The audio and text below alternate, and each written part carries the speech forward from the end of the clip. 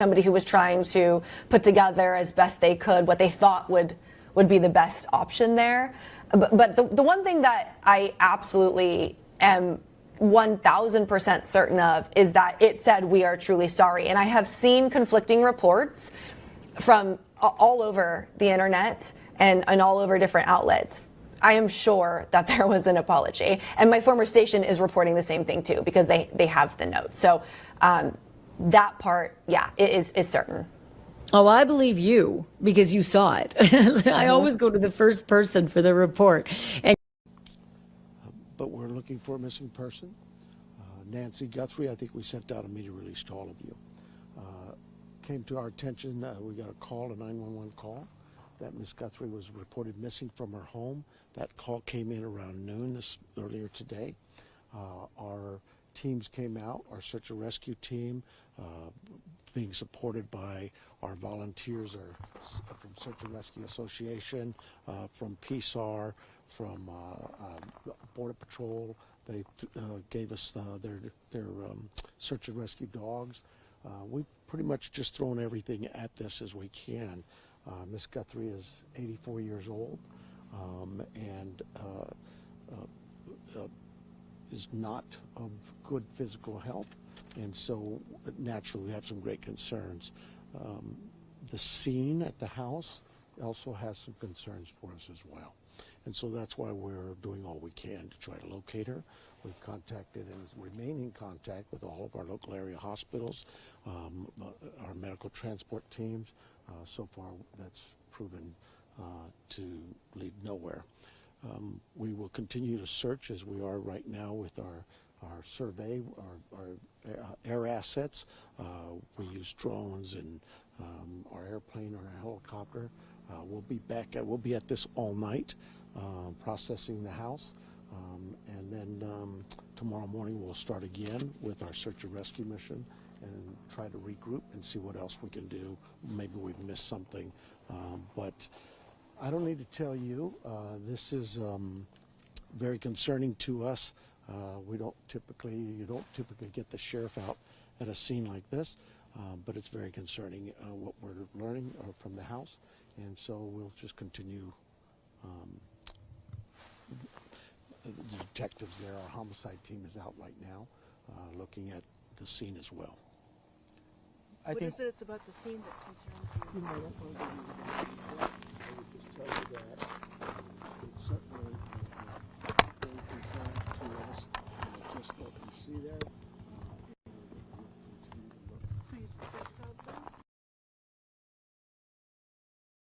I think we're all wondering, can you confirm that this is Savannah Guthrie's mom? This is Mrs. Guthrie's mom, yes. And you can't tell us anything about what the house... what I would tell you is we get these calls quite often, missing people. And we do a pretty good job of searching the areas and alerting the media with our media releases. But this one stood out because of what was described to us at the scene, what we found and located just in looking at the scene. So without getting into too much details, I have to allow my team to do their investigation, and they are going to be doing that. They are in the process of those things. Is there anything meaningful about it being homicide detectives, or is that standard? It's not standard. Typically, our homicide team comes out when we have a homicide, a body. This one was of great concern. So the team was telling us.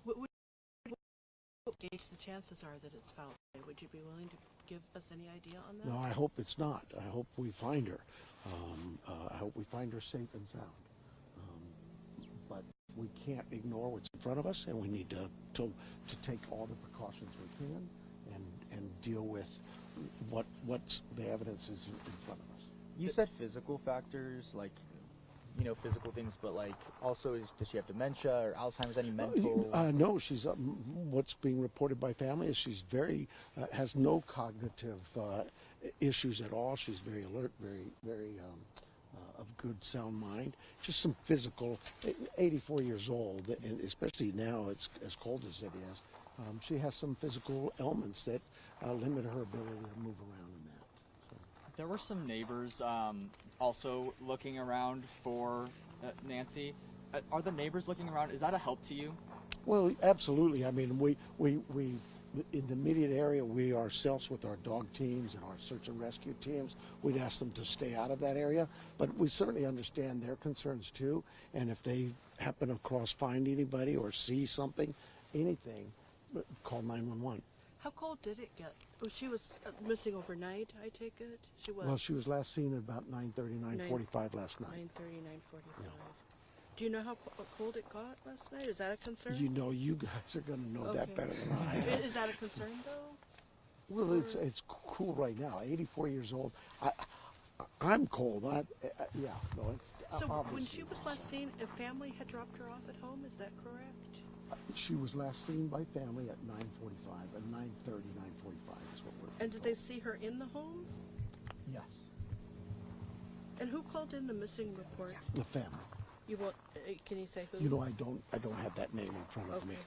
And is Savannah Guthrie in Tucson or on her way? She is not here. No. What are some things, like, if someone sees something, or, like, what are some things, like, people should be watching out for in this case?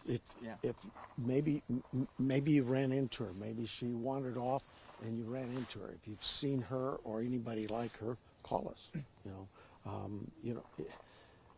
Even being of good sound mind, you could have an incident that happen that causes you to lose some of your soundness. But I just would tell you that, look, if you've seen this woman since 9:30 last night at any time, give us a call. Let us know. And you said that you've checked with hospitals, and what else have you guys checked? Well, all of the medical transport teams in the area and hospitals and that. But and that's no sign, no clue. not nobody's reported to us that they have her in their care. Does it, being as dark as it is here, make it, like, more difficult to find a missing person? Well, our night search teams, they use our infrared systems and a heat sensing system. So in some cases, it actually helps. The body can distribute heat, and our flares or our heat sensors can find that body. But there's limitations on in the daytime. Our dogs seem to work pretty well, but if it gets too hot, they don't. Nighttime, it's like anything. It too has its limitations. Now, this is the second time that I personally know that an elderly person has gone missing in the foothills in the past year. Is there a pattern at all that we are seeing? And it doesn't have to be just elderly, any pattern at all. We have missing persons and search and rescue missions, not weekly, not monthly, daily here in Tucson. And it can be from a young 19, 20-year-old hiker who just gets lost in the desert or lost in the mountains. It could be an elderly person who's wandered off from a care home or something. So, it's just Tucson has a lot of people here who enjoy the outdoors. It's just beautiful. And so you get the hikers and those kinds of calls. And then, of course, we also have our elderly population. It's a great place to retire. And a lot of people choose this area for that reason. And, of course, when you're coming here for that reason, what's the attraction? A lot of the great weather we have today is a beautiful day. The outdoors, even to the elderly, it's just, So our search and rescue teams, our search and rescue volunteers, we could not do this job without them. It is tremendous work for them, and they every day are out here helping us. Can you tell us what the homicide detectives are doing besides being here at the scene processing evidence? Are you looking at acquaintances, friends, family, or? Well, I mean, we're talking to anybody and everybody. I mean, that's what you do. We've Right. got to hear from people and talk to them. When did they last see this person? What do they know? Do they have any ideas for us?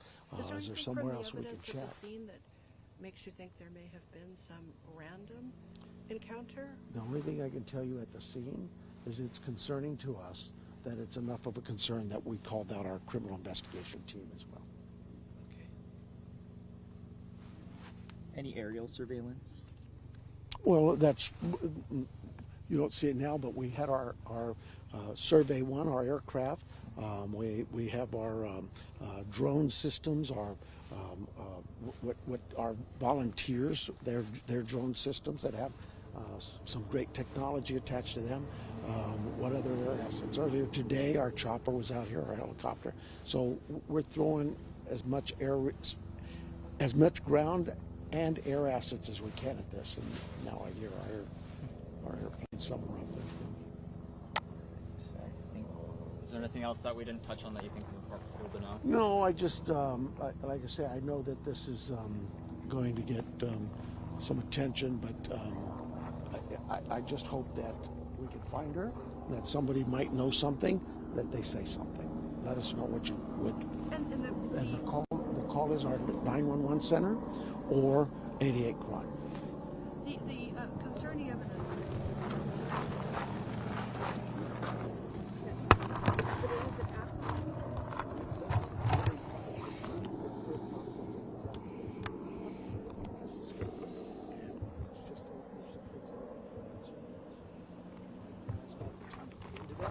Once the detectives complete their investigation, maybe then we can share some of that. But right now we're at the very initial stages of this. The search mission started early today. We'll continue that. We're not giving up that. But it does change its platform because of the nightfall, right? The criminal part of this, the criminal investigation part, is ongoing, and it will continue ongoing until we can resolve this. Thank you. Okay. Let's see, we had our search and rescue, our PSAR, our search and rescue association, volunteers, literally hundreds of people out here and searching the area for those dogs that and still no signs. We've let's see, we've checked with all the local area hospitals, continue to check.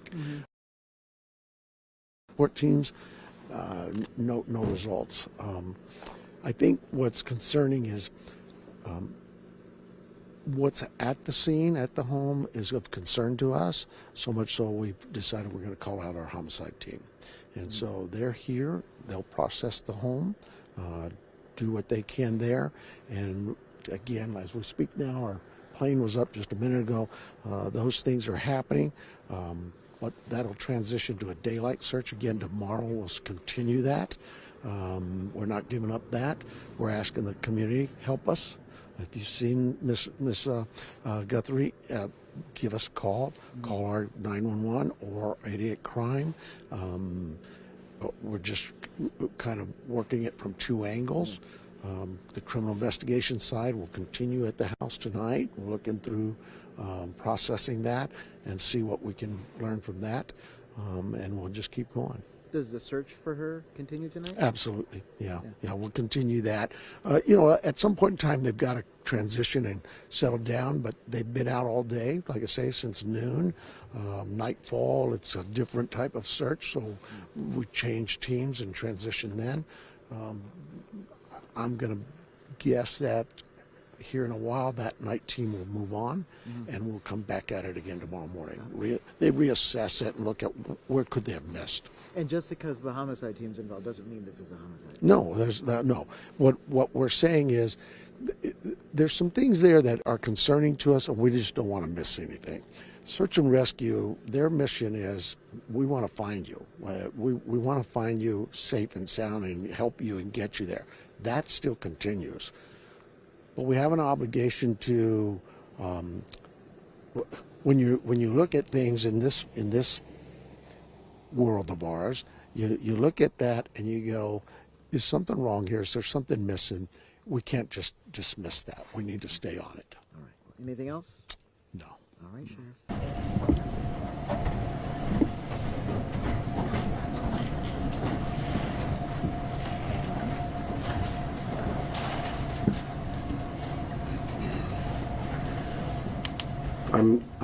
I'm going through some talking points for the family. I want to make sure I cover them. I'm not somebody who does well with a script. My local media knows that. We'll get started. I believe it was around noon yesterday we got a call to the Guthrie residence that Nancy Guthrie, 84 years old, was missing. We expended a lot of resources for a missing person that we typically always do. Our search and rescue volunteers, our search and rescue teams, other agencies, Borstar from Border Patrol sent their canines out. They worked tirelessly all day yesterday and all day tonight. I'm sorry, all day yesterday and all last night.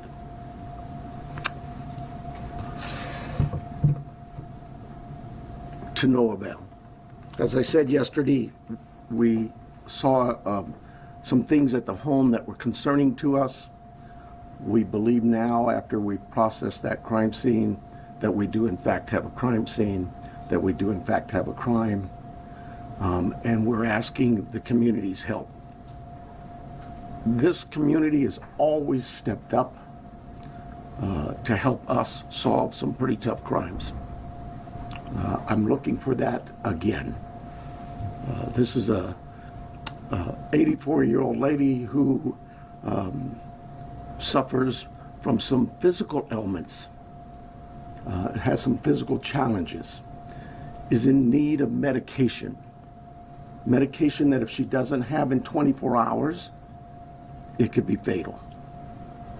So we make a plea to anyone who knows anything about this, who has seen something, heard something, to contact us. Call 911.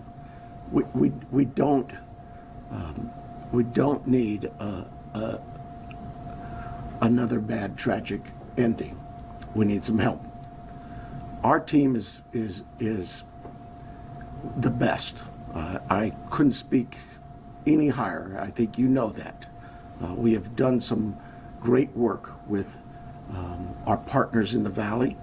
You know, this community, I have to give a lot of thanks to our law enforcement agencies all across this valley, whether it's the Tucson Police Department or some of the smaller agencies. They've all reached out. They've all offered to assist. The FBI, all of them. We work so close with them, and they are all plugged in. We'll continue to work closely with them. But what I really need is I need this community to step up and start giving us some calls. Let us know if you've seen something.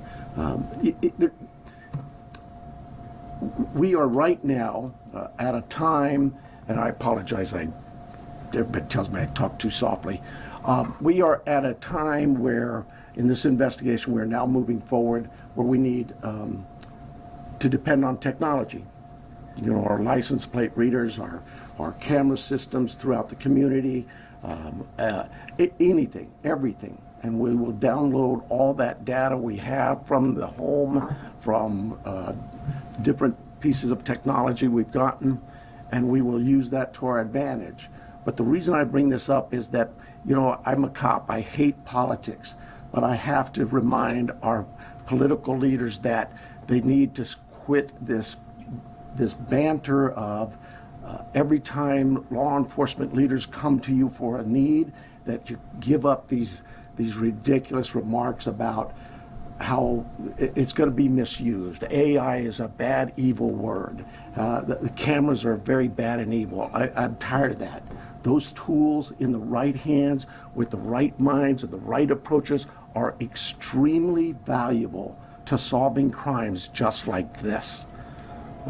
We need that. We need more staffing. We need a lot of things.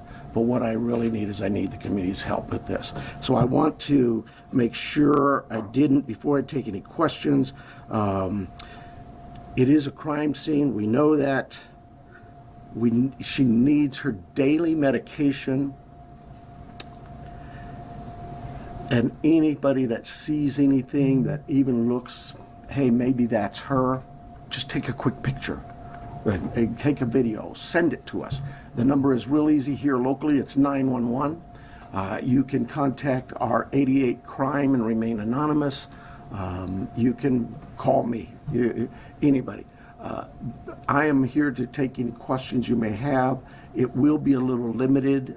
I apologize for that, but we do have a crime that we need to protect its integrity. I have here Sergeant David Stivers from our homicide team.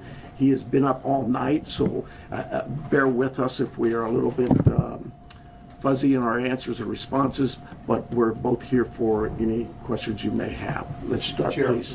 recognizing your limitations, but can you elaborate at all on what makes you believe it's a crime scene as opposed to someone who left home and just couldn't find their way back?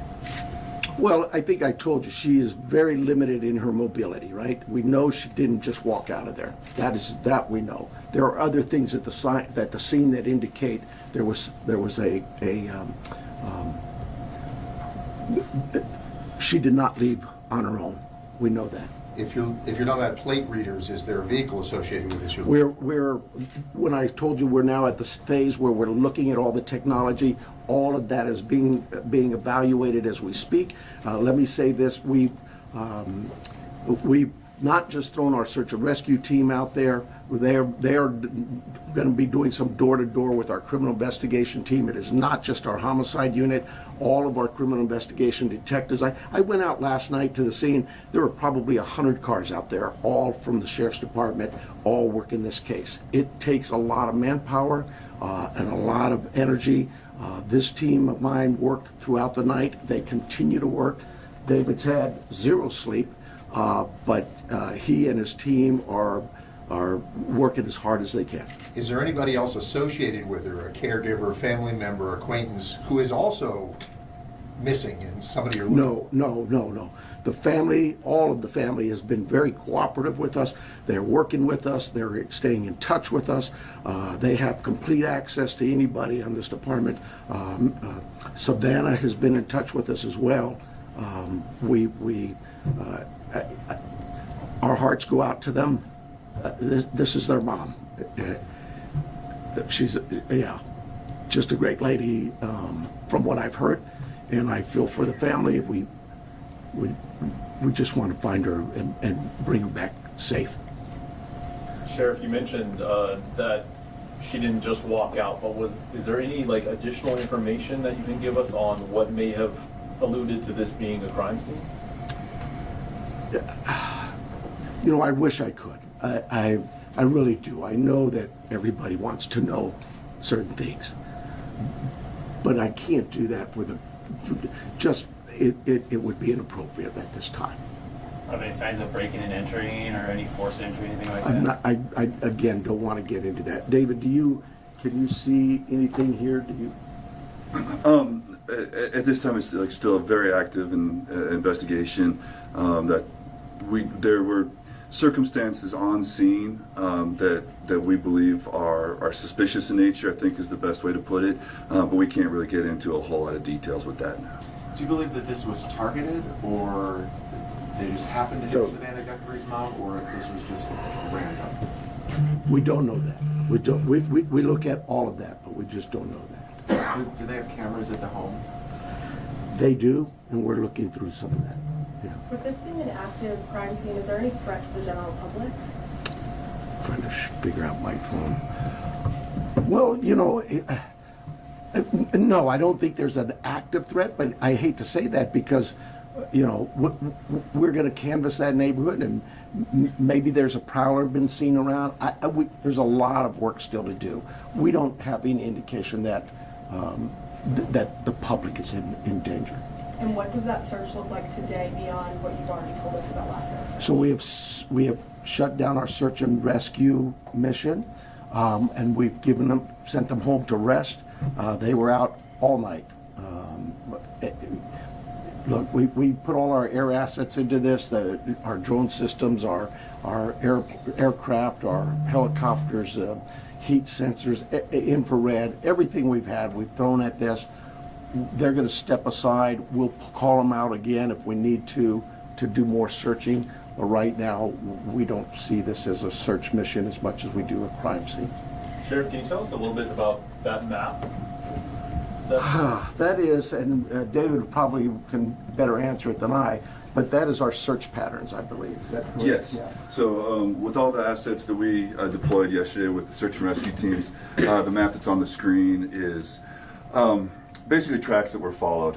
Those are all The colored lines are all ground tracks of different teams and different assets that were used on the ground, to include the canines, the volunteers, and our own search and rescue team.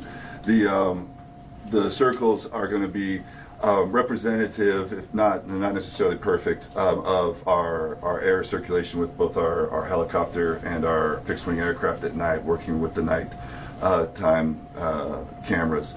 So difficult to see where the house is. The house is basically pretty close to center in that, and then all of the searching that went on throughout the day with those folks out there on the ground. What this really helps with is our search teams, when they come back and reassess, maybe they've missed an area, we can look at it and say, hey, you know what, this area could use a little more coverage, and so they concentrate again. Our search and rescue team is top notch. They're out every single day. If it's not a lost person, it's a hiker, it's somebody who's wandered away from a care home, whatever it may be. I want to stress to you, right, and it is really important, Miss Guthrie, Nancy Guthrie, is of great sound mind. This is not a dementia related. She is as sharp as a tack. The family wants everybody to know this isn't somebody who just wandered off. Her physical limits are based on just age, and we get old, and so it's more physical, but clearly she is as sharp as a tack. Do you have her cell phone, and does that present any tracking potential? We're looking at that as we speak. But do you have it or do you not? We do have it. Can you give us a little bit more of a timeline? Because you said she didn't leave on her own. That she was last seen at 9:45. She wasn't reported missing until noon. But I believe what happened there was at 9:45 in the evening, her children left her off. At some time earlier that morning, they got a call from somebody at the church who said, hey, your mom's not here. The family went to the house.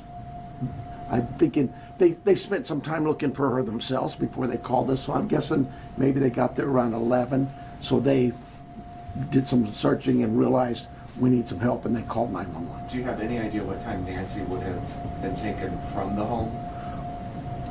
There's a lot of things working there, and I just can't say that right now. Has Savannah Guthrie, has she had any threats to herself at all? We've spoken to her. We'll continue to work with that. She has a security team that's been in touch with us throughout the night, but we're not going to dismiss any angles for sure. But right now, immediately, we don't know of anything like that. Is she in town or on the way here? She's here. Can you give us any more? What should somebody be looking for? Because when I was out in the neighborhood, the neighbors are obviously incredibly concerned. But is there anything, a tip? I mean, one neighbor stopped me and he didn't know if he should call you or not. That's why. Oh my goodness! But so what should somebody be looking? Well, first of all, I'd ask them, go through their cameras, go through their Ring cameras, whatever cameras they may have. Don't dismiss it that, oh, well, we really can't see the house. They still might see something. Maybe it's somebody walking by.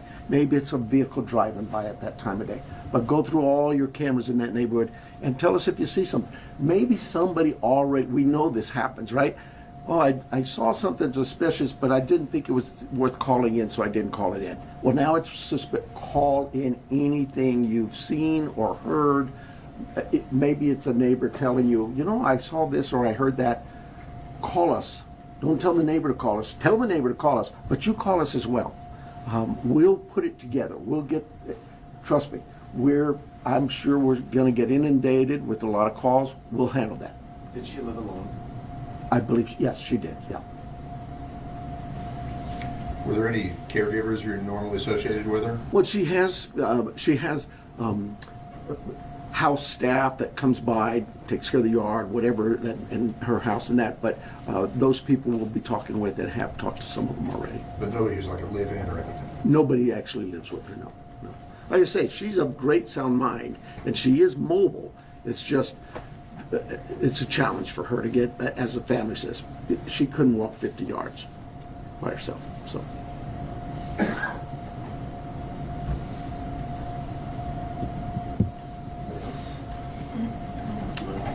Somebody asked about the FBI. I'm sorry. Somebody asked about the FBI if they're involved. we, like I said, we work closely with all of our partners, whether they're FBI, ATF, ICE, whoever. We know that they have certain capabilities and certain resources, just as we have certain capabilities and resources. So yes, we'll continue to work with them, and they've offered assistance to us. We accept that assistance, and we offer assistance. But just last week, the FBI called us to handle a shooting that involved Border Patrol. You need to know that. That's just day-to-day routine work for the law enforcement in Pima County, in Tucson. We've worked very closely with our partners. With the amount of time that's gone by, how wide do you cast in the net? Statewide, national? Well, yes, national for sure. I'm hoping the national media's picked up on this. We've gotten a lot of reports, but statewide as well, with Amber Alerts, things like that. All of those things we use. Every tool we have, we will use.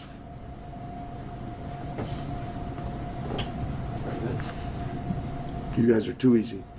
Thank you so much. I apologize for being late. I apologize for my political rhetoric of the Board of Supervisors or the City Council. I just get so frustrated, and we just can't do this job without their support. We don't need political statements from the dais and mumbo jumbo. We need them to listen to their law enforcement leaders and really pay attention to the fact that we understand that there's a great potential for abuses in today's world with the technology that's available to us. But you have to, at some point in time, have some faith and trust in your leadership in the law enforcement community to know and understand that we too were elected here to provide a service to our community. I can't think of a community in this planet that wouldn't tell you, number one is public safety. Everybody just wants to be able to know that they can go outside and enjoy their community and come home and be safe at night in their rooms, asleep in bed. And this lady wasn't able to accomplish that. That's a sad statement. We need her back. We need to find her. And time is very critical. She is 84. She needs her meds. Her family needs her too. Thank you so much for being here. It's kind of chaotic, people yelling. So I'd ask that you just kind of be patient with me, pay attention to the questions asked, because sometimes you guys want to ask the same question twice, and you're going to get the same answer. So help yourself, get what you can out of this. I'm going to give you one question and a follow-up, okay? But before we get there, I do have some comments. First of all, I want to begin by offering our condolences to our partners at the state Department of Public Safety's tragically lost 2 members last night in a helicopter crash up in northern Arizona. So if you would keep them in your prayers, Colonel Glover and his team, I'm sure, would have greatly appreciated it. Along the same lines, I think you all saw last night, I'm trying to speak up, not yell, because apparently I talk soft. We saw last night the family, they just hurt, understandably so. And so I really want you to know this entire team here, those behind me, and our community are hurting with you. We really just want Mom back, okay? Right now, we believe Nancy is still out there. We want her home. Our department, the Sheriff's Department, along with all of our partners at the FBI, have been working around the clock. And we just want her home and find a way to get to the bottom of all of this, just as you do. But I have other partners out there who have stepped up, and you've probably noticed them in the last few days, if not the last few hours, and you're going to see more of that. I made a decision to contact our PCRIT team, and those of you not local, that's our Pima Regional Critical Incident Team. It's made up of law enforcement officers from this entire valley. Pasquayaki Police Department, Tucson Police Department, Marana Police Department, Oro Valley Police Department, Pima College Police Department, Tucson International Police Department, Sarita Police Department. There's so many of them, and they are going to help us tremendously. And that's really done because we have so much in front of us still, and we're hoping that, I know the FBI has committed a very large number of men and women to partner with us, work side by side with us. We go do an interview, they're going to be there with us. We're going to go look at some evidence or process evidence, they're going to be right there with us. We're sharing every piece of information, all the data we can to get this thing solved. And it's important that my partners in law enforcement know and understand their roles, because it is very large, complex investigation with a lot of moving parts. And we're at that phase now where sometimes we're waiting, right? We're waiting for analysis. We're waiting for lab reports. But even then, when they come back quickly, for example, some DNA, we rushed what we thought was the best target for DNA. We did a rush through and got some of that back. The results were minimal. I think you all know of the blood on the porch. That was one we did. It came back to Nancy. That's what we know. But there's still more items that have been submitted. We just haven't got them back yet. But in the meantime, we're not just sitting on our haunches waiting. We do have a number of leads coming in, and that's why we brought in the FBI for one, but PCRIT as well, to be able to get out there and handle these leads as they come in as quickly and as expeditiously as we can. And every single lead is looked at, every one of them. And so we're gearing up. You probably have some questions about what you've seen in the last couple of days. I'll gladly answer those at that time. But it really is about getting our partners out there. To be fair, when we went to that scene the first night, Saturday night, it was just us.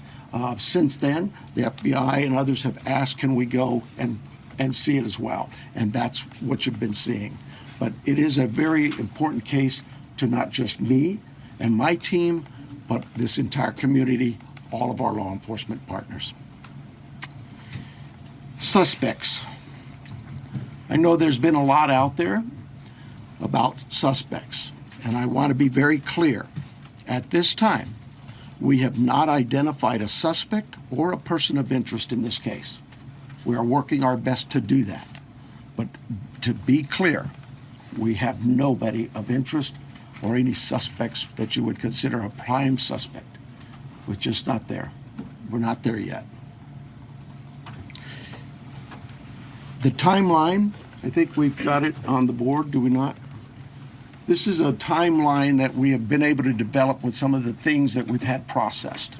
Various pieces of electronics that we've gathered. And you look at some of this, and I know you're going to say, well, why did it take you so long to get this to us, Sheriff? Well, because one thing, it's got to go out and be processed at different lab sites. And sometimes that stuff comes back to us, and like you, we have questions. And we say, wait a minute, what is this about? What about this? Could it be that? And so it's sent back, or it's sent somewhere else. So, and that's happening with all of the things we see, that process, that review, and that questioning of, all right, what is it we're looking at? So I'll go over it with you. You can see it on the board there, but at about 5:32 p.m., these are approximate times.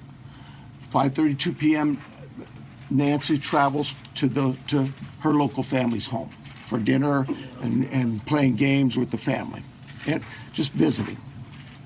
At 9:48 p.m., which is very consistent to what we were told by the family, that Nancy was dropped off at home, and we know that because we have a garage door open at approximately, I can't stress that enough, at approximately 9:48 p.m.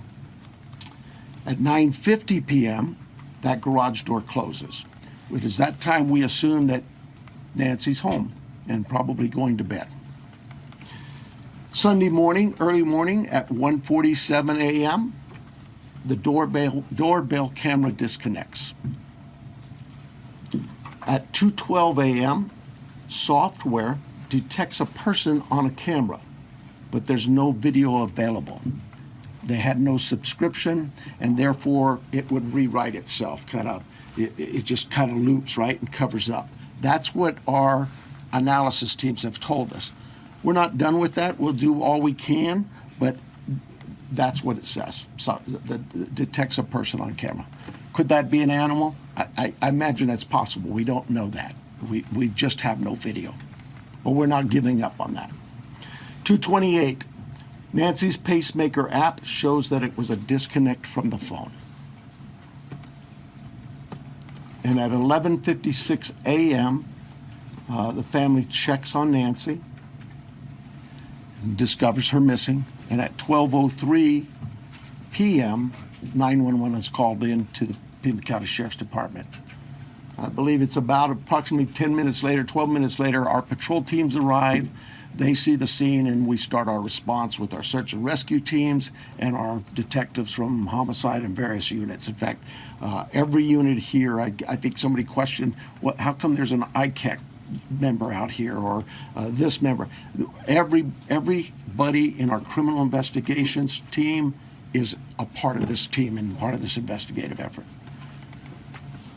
I think with that, let me make sure.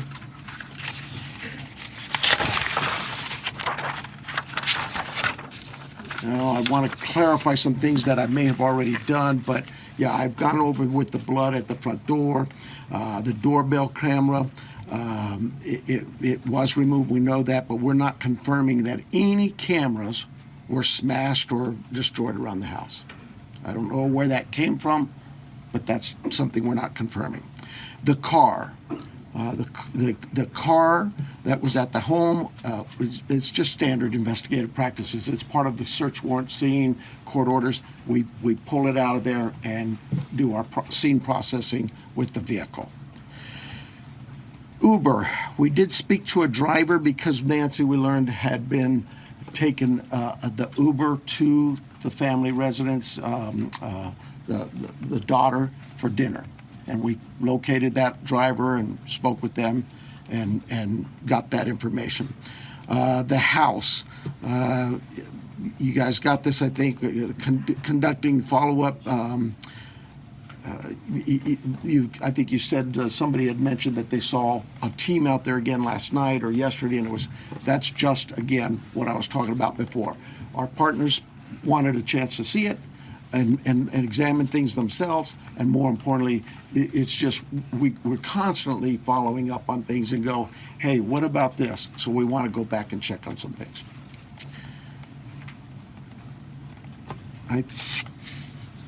Here's the other thing. Someone had mentioned there was forced entry. I have no clue where that comes from. We have been very consistent. We are not discussing that at all. Whether it's forced entry or not forced entry, that is something we're just not discussing. So I don't know where anybody got that information. I think I am about done with my piece of this. I'm going to bring up here Heath Yankee, and I think you know him if you haven't been here. John Edwards is the assistant agent in charge with the FBI here at the Tucson office. Heath Yankee is the special agent in charge for the state of Arizona out of Phoenix, and he will come up and speak.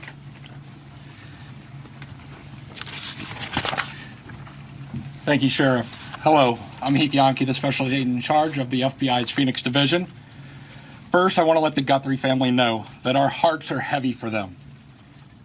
After seeing your message last night, it is clear that you and your family are in pain. Please know that we are doing everything to bring your mother home. The FBI is now working this case jointly with the Pima County Sheriff's Department, and we're going to start today by announcing a $50,000 reward for information leading to the recovery of Nancy Guthrie and or the arrest and conviction of anyone involved in her disappearance, and this will be the missing persons with the reward that will be going out. The FBI has agents, analysts, and professional staff employees working day and night with our partners at the Sheriff's Department. We have deployed additional intelligence and agents from our Phoenix office.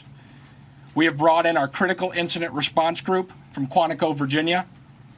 Members from our cellular analysis survey team are here, and they continue to collect and process digital information. We are actively reviewing and analyzing information from all digital sources, which includes banks, social media companies, phone companies, and any other organizations where a digital footprint could have been captured.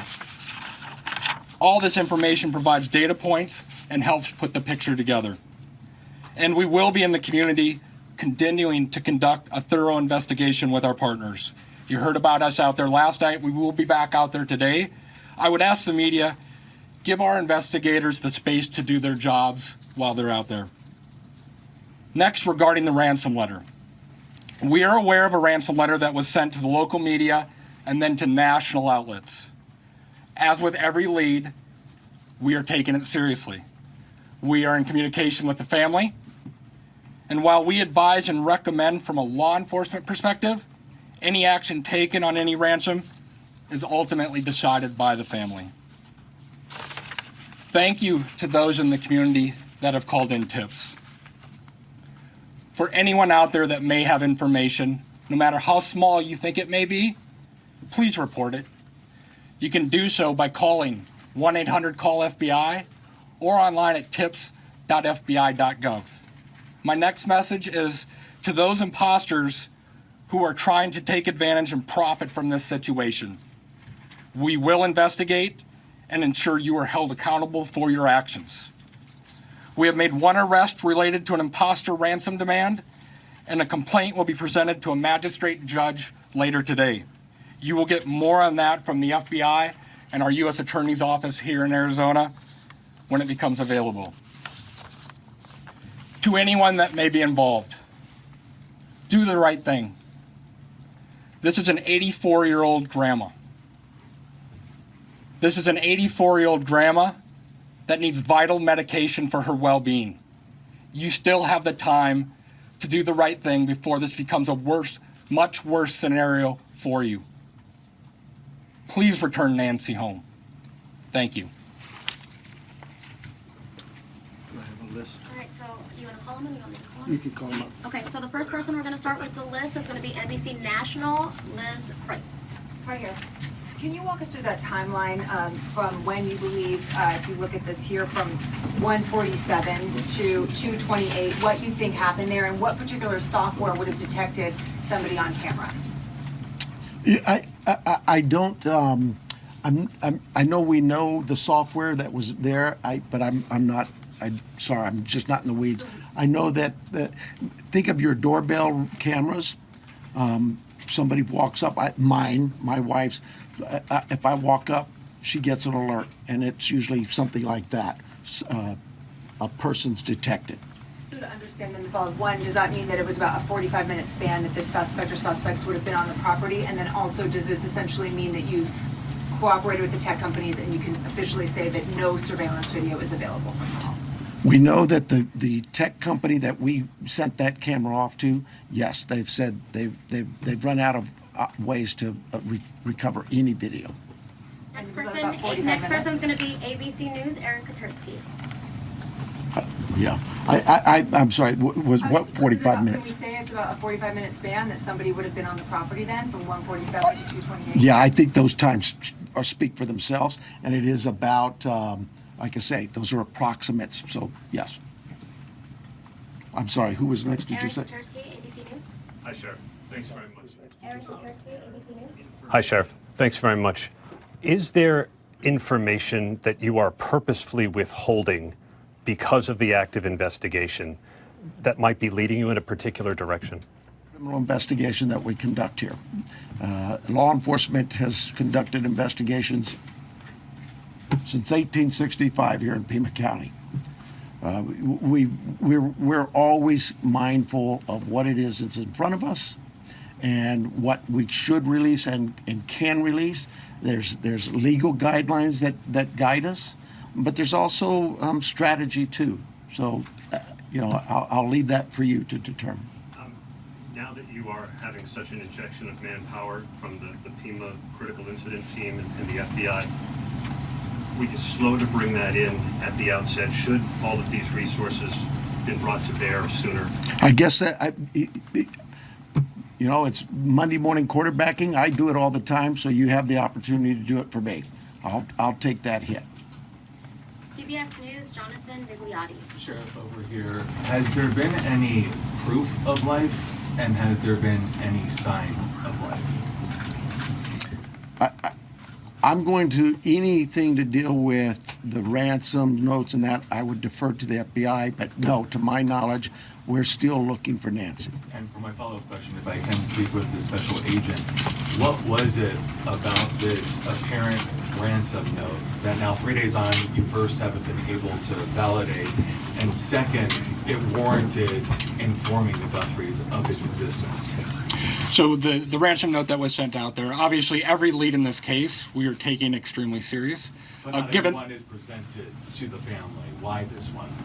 Because this was the ransom that came in and it had facts associated with a deadline, with a monetary value they were asking for. So at that point... What were some of those facts, if you can, because there's been a lot of speculation, as you know, if you could set the record straight. Yeah, the ransom itself, one talked about an Apple Watch, and one talked about a floodlight. We're not going to go into specifics. It's very important that we keep this investigation moving forward, and we don't want to put more facts out there that others then can use to try to profit from this. CNN, next, Ed Lavandera. Hey, Agent, I want to follow up with you real quick on that. There have been, as far as we know, I think 3 ransom notes so far, 1 arrest. Are they all different? Or do you think there's different authors behind all of them? Or... So the one that went to the media is the one we are currently investigating and working on. The imposter that I talked about, where an arrest was made early this morning, that there will be more information. We believe there's no evidence to connect this to Nancy's case. It was someone that was trying to profit from it, a total imposter. And Sheriff, you started off the press conference by saying you believe that Nancy is still out there. Do you have reason to believe that she's still out there alive, or are you fearful of the worst case scenario here, that she won't be found alive? Well, I'm certainly fearful of that. I think we all are. But it is we operate from a position that until we know she's out there, she's alive, and we're going to continue thinking that way until we find her. Fox Digital, Mike Reese. Yeah, sir. Michael Ruiz from Fox Digital. Sheriff, you said you've identified no suspects. Have you ruled out anyone she was with on Saturday night? You know, we've talked to so many. I'm sure that my investigators have feelings about this one's clear or this one isn't. But no, I wouldn't say anybody's ruled out yet, because what if I rule you out and then later I learn something else? No. So my follow-up, you mentioned that you don't know where the reporting of a forced entry came from. Do we know how whoever did this got into her house?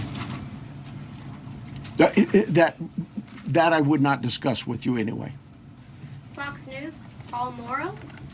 Question for Agent Edwards, if I may.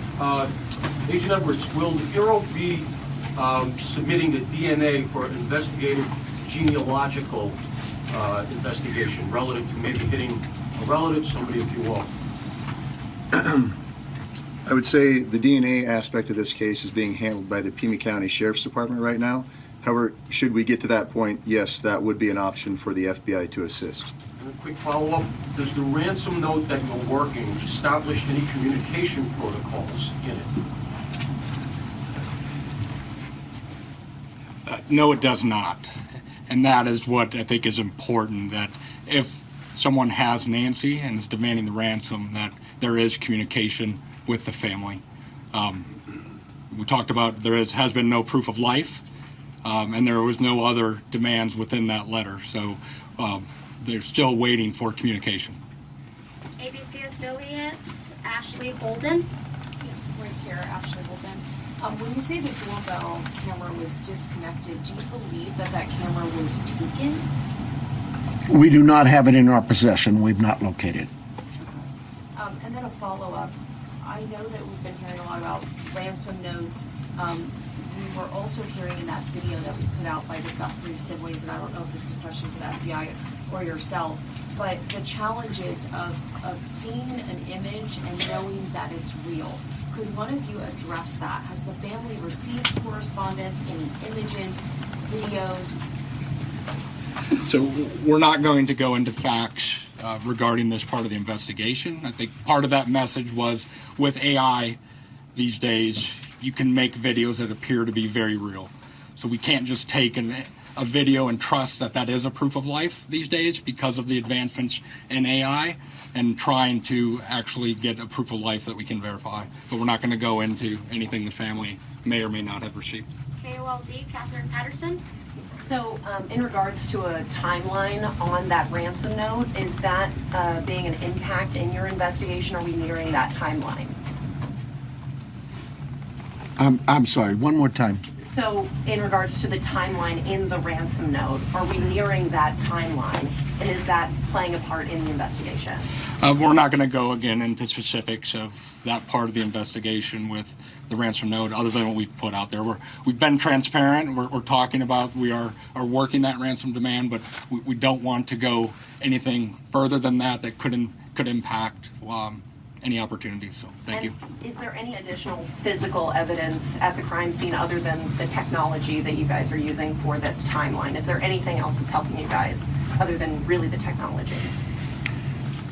Well, I think I said on day one is that it's technology that's going to really help us solve this case. But no, I mean, you know, we did do a process of that scene for biological evidence, so we're still hopeful that maybe something will show up there as well. Arizona Republic, Richard Relas. Agent Yankee? Yes. We saw on the scene, I believe it was you, taking a tripod into the home of the sister. How involved was the FBI, if at all, in creating the video? Any advice for the family? I would say we use our expertise and provide consultation and advice anytime a family would ask for our advice in a kidnapping. It's ultimately the family's decision of what they put out and any messages they put out. But we were, obviously, you're all documenting every move we make.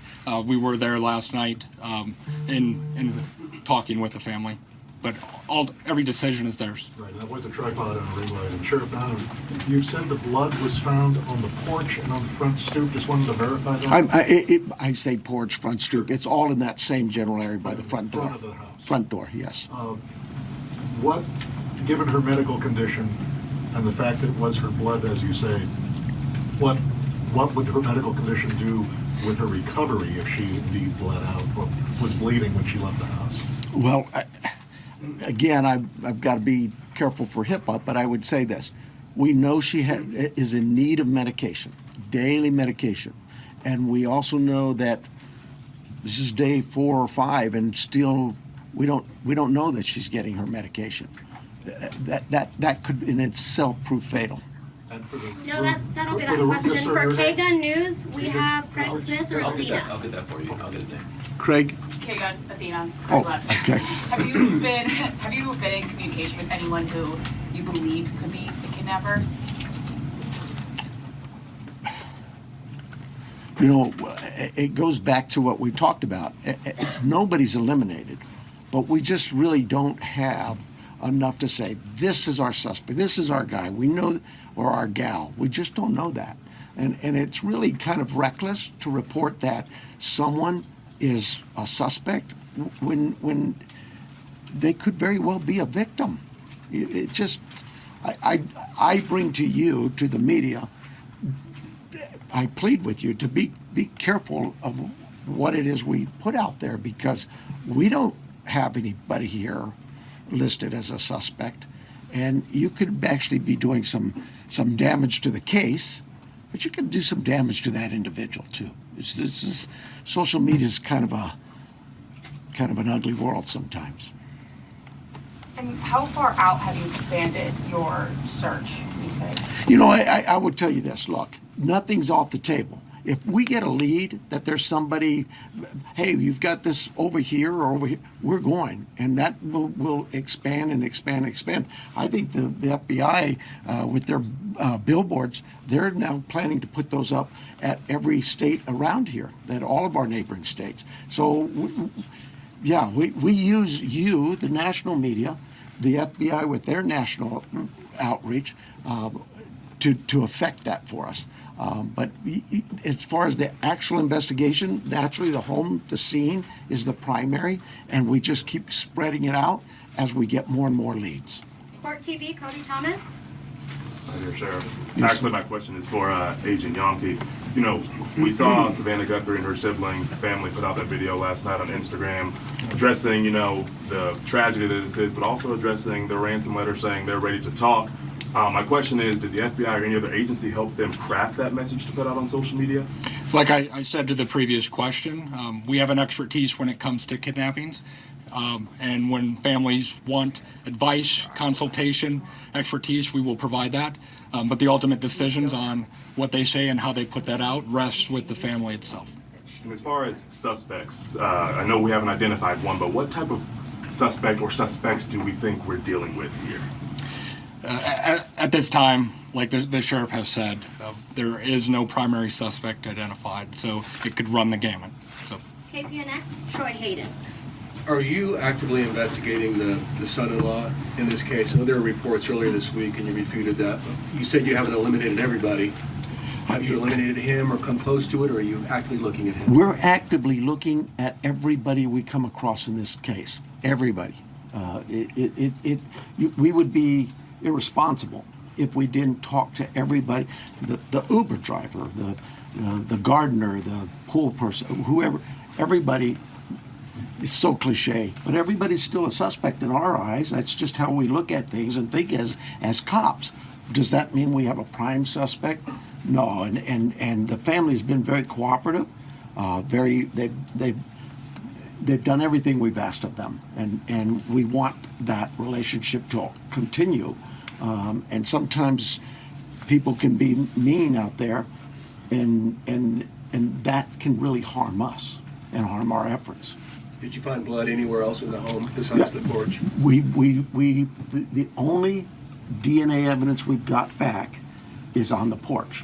We prioritize things and we rush things, and those items we put out to a lab to rush it. And even then, it's 2, 3, 4 days. The other items could take 10 days, 20 days, but we saw the importance of that blood. It came back to Nancy. So it was only there, it wasn't anywhere else in the house? I don't know that. We processed the house for biological evidence, and we've not gotten anything back. Newsmax, Sarah Williamson. Hi there. My question is just piggybacking off our colleagues here about how far this search has gone. When it comes to doorbell cameras, you say technology plays a critical role in this. Have you been actively door knocking the neighbours and businesses and collecting those doorbell cameras? And is there anything that has come up there, and how far is that? I can't tell you whether things have come up or not, but we have door-to-door. I think we're still doing door-to-door, not just in that neighborhood, but other neighborhoods. Just as leads come in and take us somewhere, we're going to do those things. Okay, and just to follow up as well in regards to the video that was released by Nancy Guthrie's children last night, just to clarify, that was not coordinated with any law enforcement beforehand, and that you hadn't seen that video before it was released? No, the FBI is handling all things with the ransom. I think the answer was yes, we were there. The media was there. We can help coordinate, provide that consultation, but that is the family's decision of what they film and what they put out. Fox 10, Justin Loom. Agent Yonke, this one's for you. Following up on that video that was released yesterday, it said, ultimately any further action is decided on by the family. Since then, have they expressed any more interest in more efforts to try and get in contact with who is behind the ransom letter? And do you have a crisis or any sort of hostage negotiator with your team for that type of situation if it moves forward? So the two parts of that question I think it's pretty clear. The family wants to be contacted. They know time is of the essence. And if those that may have Nancy are watching this, the family is ready to talk, get proof of life, because there has been no contact after that ransomware note or ransom note went to the media. For your second question, yes, we have crisis negotiators. That is part of our team here locally, along with the personnel we brought in from Quantico, and they will be part of it. But we're not going to go beyond that of any specifics. Sheriff Nanos, taking down the crime scene perimeter after Monday's investigation and really opening access to that property to everyone else, was that something you would do differently looking back, knowing that, you know, federal authorities also conducted a search yesterday? Would you have kept that perimeter up, knowing that? You know, Monday morning quarterback, I probably would have, but I'll say this. We processed the scene. We got what we thought was complete. My team did that. I have to have all the faith and trust in their abilities and their skills, and I think they went through that pretty well. But because another agency now steps in and wants to assist, we're just like with you, we're an open book. Absolutely. How can we help? One of the things people don't see, I heard your question about, you know, and we left and then others could walk up. You know, when we process a scene and we're done, we return that scene to in this case, the homeowners, the family. And we don't just go march back in there. We call the family again and get permissions to go back to the home. So, yeah, there's, again, Monday morning quarterback, absolutely. I probably could have held off on that. We knew that the FBI, we've worked with them before in a lot of cases, and we felt like they could be of help in this with particularly the forensic analysis we use in a number of things. But at the start of this thing, we weren't sure what we had, and as the day progressed, we realized that there could be more to this, and we started in that.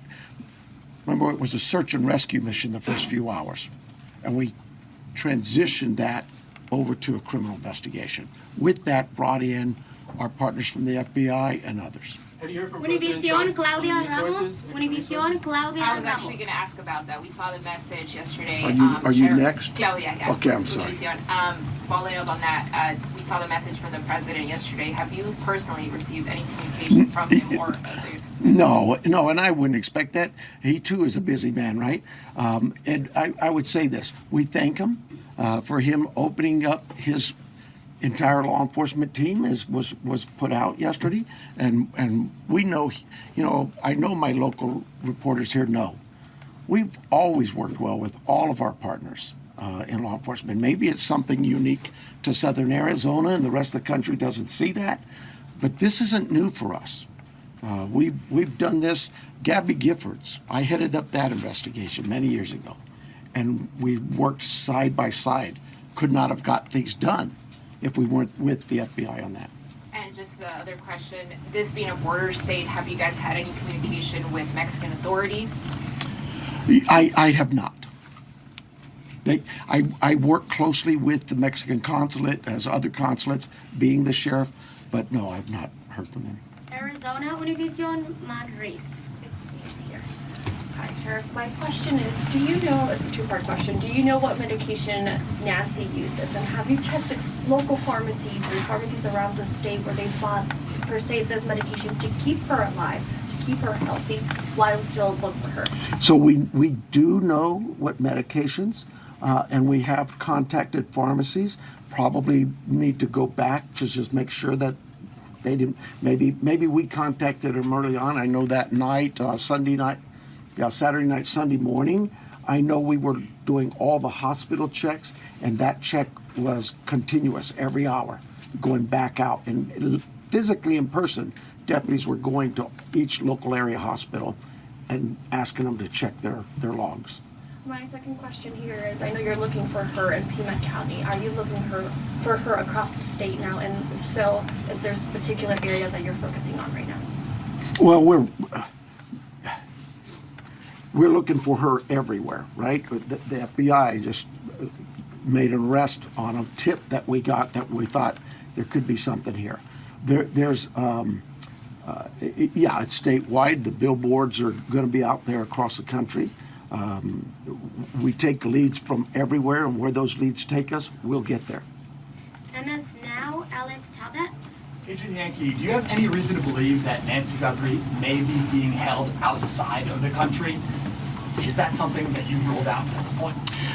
We don't have any of that information. We haven't ruled anything out. Like the sheriff said, we will follow the facts wherever they take us, whether it is outside of the state of Arizona or over the border, we will follow the facts and go there. But we have no indication anything over the Mexican border. And you mentioned on the ransom note there were details about the Apple Watch and the floodlight. Yep. The ransom notes that were sent out to TMZ, KGUN, and KOLD, are they all the same ransom note? Do they contain the same details in each of those individual ransom notes? The ones that I am tracking and aware of were the same that went to TMZ also.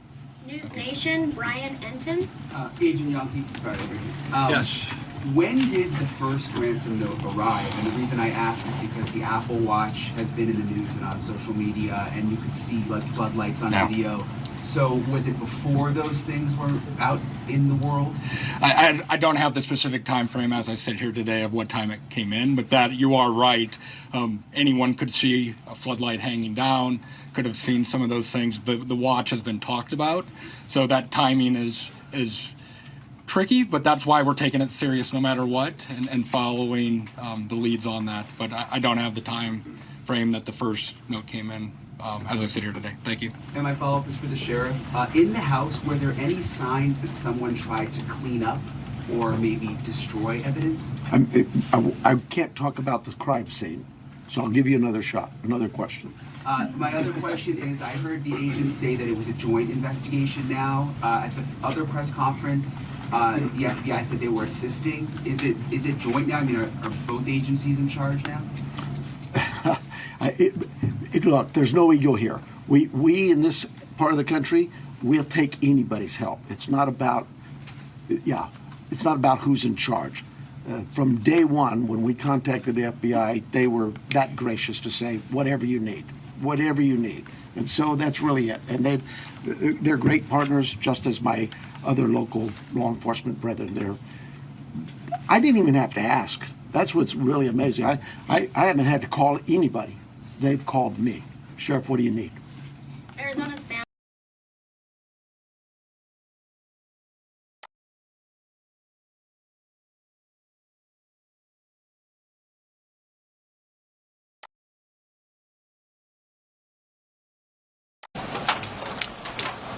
Good morning. I don't know that everybody knows who's here. Of course, I'm Sheriff Chris Nanos. John Edwards is the Tucson chief here for the FBI, and he'll have some words for you as well. This is really, for me, pretty new, all the media attention. So I apologize to you for sometimes I'm speaking in generalities, and I'm not used to everybody hanging on to my words and then trying to hold me accountable for what I say, but I understand. So we're going to try our best to be succinct with you in the future, and also more important for you to understand is we have a lot of work in front of us. We have a job to do, and we have someone's life who is in jeopardy. And so job number one is we got to find her, and we got to work hard to do that.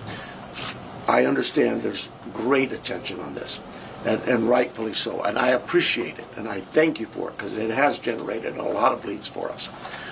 And so we're tracking those leads, and we're doing things with evidence that you would expect us to be doing. So having said that, we're going to set this up. I know that a number of you yesterday, you guys drove me crazy. Yesterday I was going from a.m. to all the way till 9, 10, 11, midnight, answering concerns and questions, and it's just too tough. And it's not fair to the case.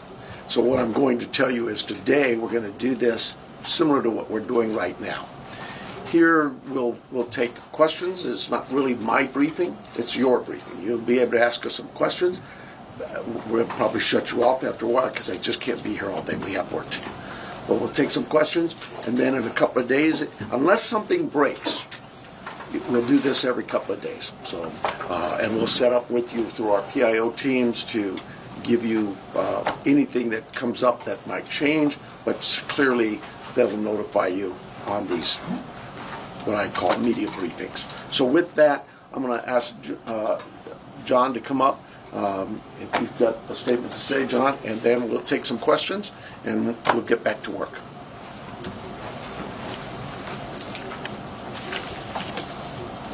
Hello, I'm John Edwards. My spelling is Jonedwards. I'm the Assistant Special Agent in charge of the FBI's office here in Tucson. First, we want the community to know that the FBI is doing everything in our power to bring Nancy Guthrie home to her family. The FBI is working alongside the Pima County Sheriff's Department on this incident. In terms of what the FBI is doing, we are providing the following support. Primarily, it's analytical and technical support in the following ways. We're downloading and analyzing cell phones, obtaining cell tower information, conducting interviews, and providing any and all investigative support that the Sheriff's Department needs. We are looking at this from every angle, but we need your help.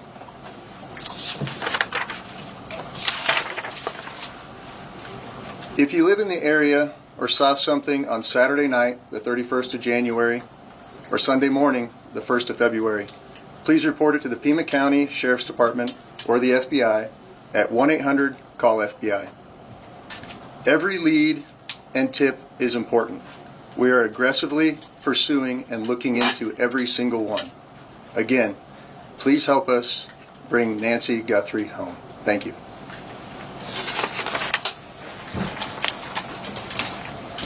We'll take some questions. Sheriff, is there any indication so far as to whether this was a random abduction or targeted?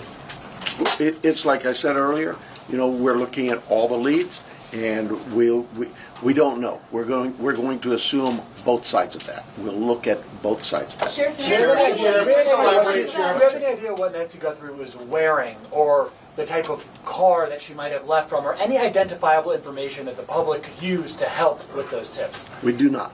Sheriff, do you believe that one or more than one person was involved in the kidnapping? Just no clue. It could have been one, it could have been more. Is there any indication that Nancy Guthrie is still alive? We know the medication played a critical role here. It's been 48 hours. She needs it every single day. Are you looking for someone that is still alive? We hope we are. We hope we are. Sheriff Nanos, you said earlier that you don't believe there's a wider threat to the public. If you're not sure if it's targeted, why do you believe there's no wider threat to the public? Well, we have crime in Tucson all the time, right? Like any city. And so when you say a threat to the public, is there somebody out there who's kidnapping elderly people in the middle of the night every night?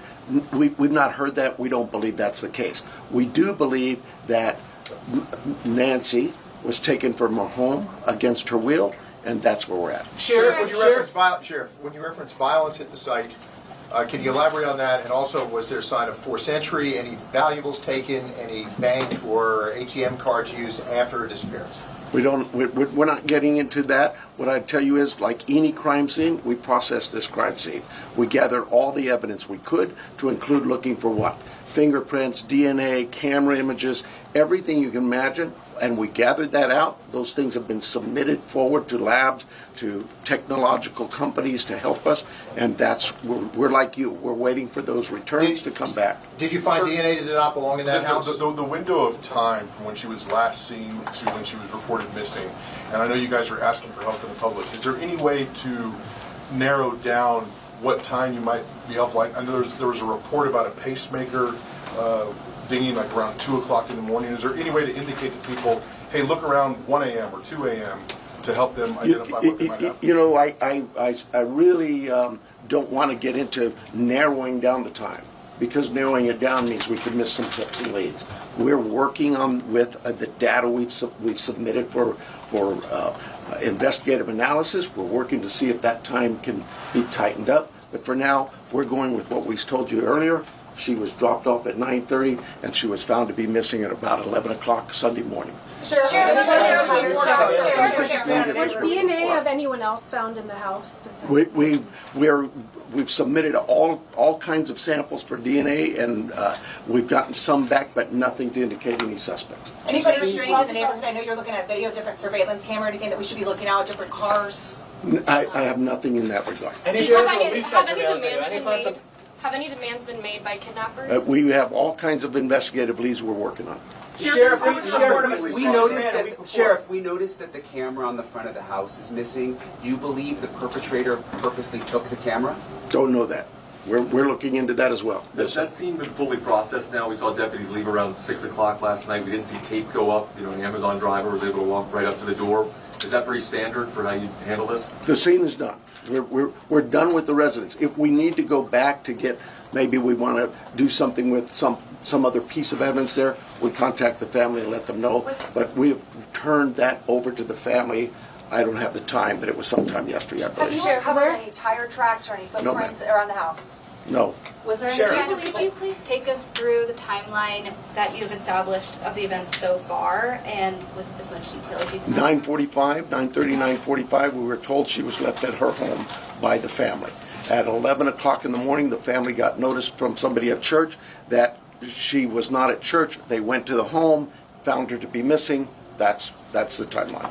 From Saturday night, 9:45, we'll say, to Sunday morning, 11 o'clock. Have you been And able to then get somebody back here, please. Have you interviewed the people that reported her missing, the people from the church? That's the family. Oh, from the church as well. We're doing all kinds of interviews, yes, I'm sure we have. Have you been able to access the footage from the cameras at the house? But that's all been submitted, and we're doing our best with those companies who own those cameras or built those cameras. Are there any plans to release those videos from the cameras, from the surveillance? Are there any plans to release the video from the cameras, surveillance footage, any of it? We don't even have them yet, so no, not at this time. Sheriff, So the active Sheriff, there's a investigation. report of a suspicious man a few doors down last week. Is that anything that you guys are aware of? I'm not aware of it. My detectives may be.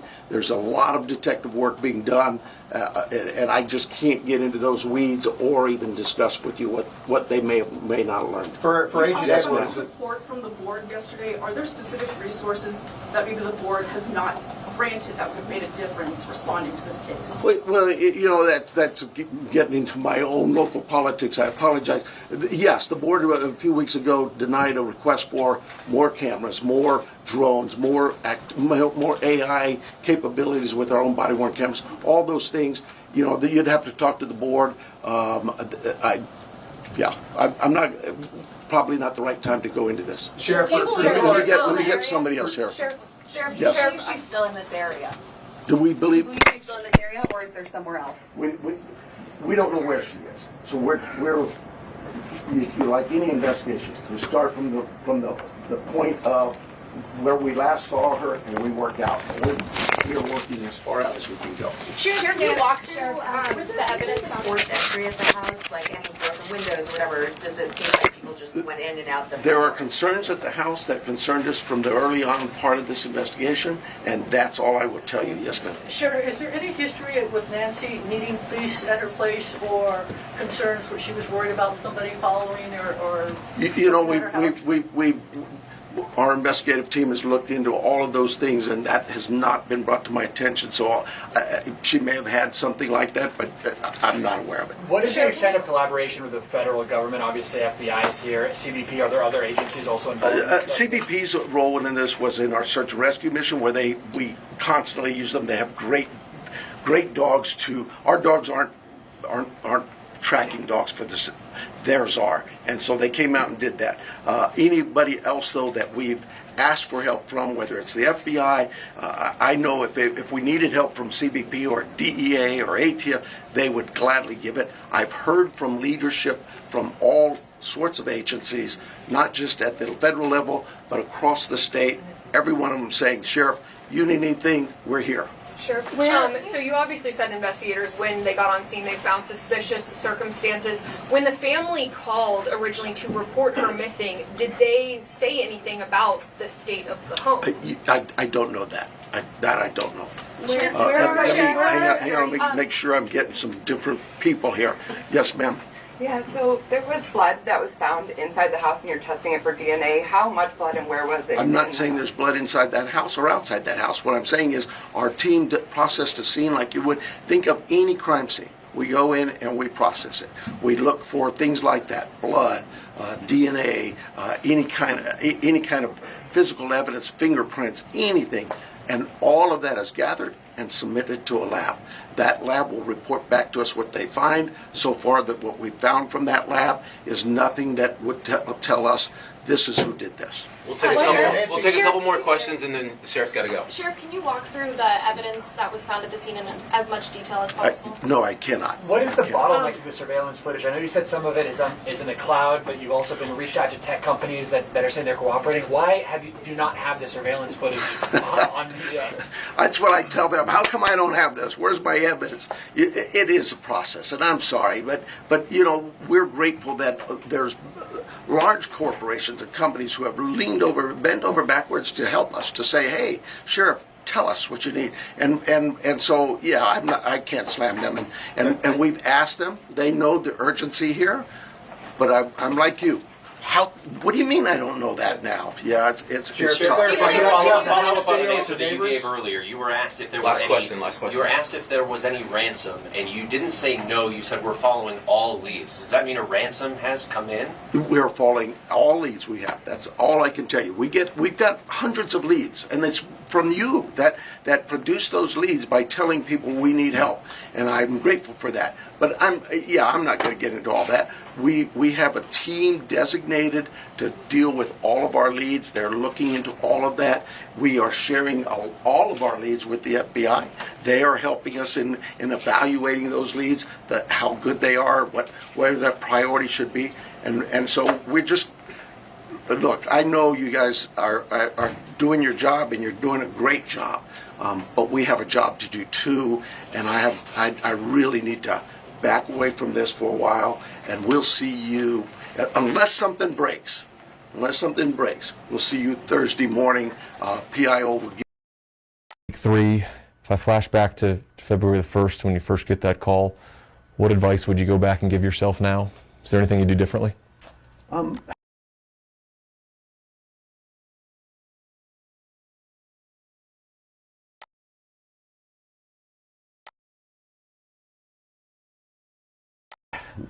You know, that's been asked 100 times.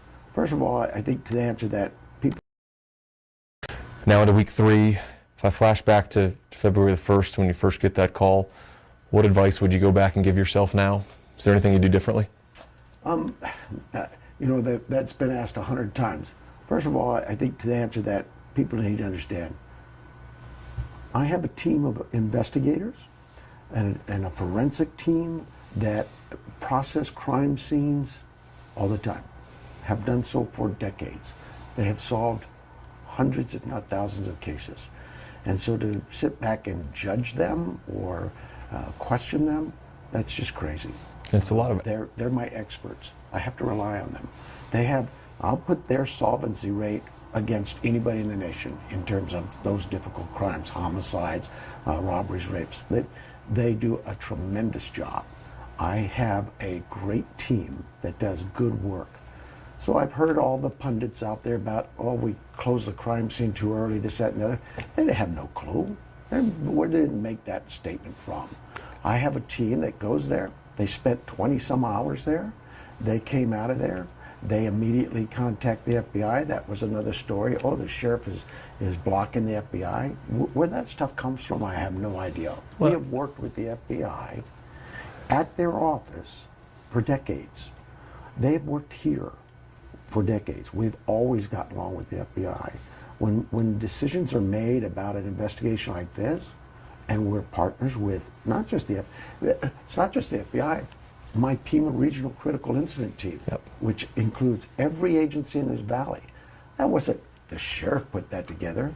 That was 11 law enforcement leaders in this county, along with the sheriff, deciding that we need to be transparent when we handle such things as officer-involved shootings, all this, major investigations. And so we rely on each other and we partner. Staffing is a big issue.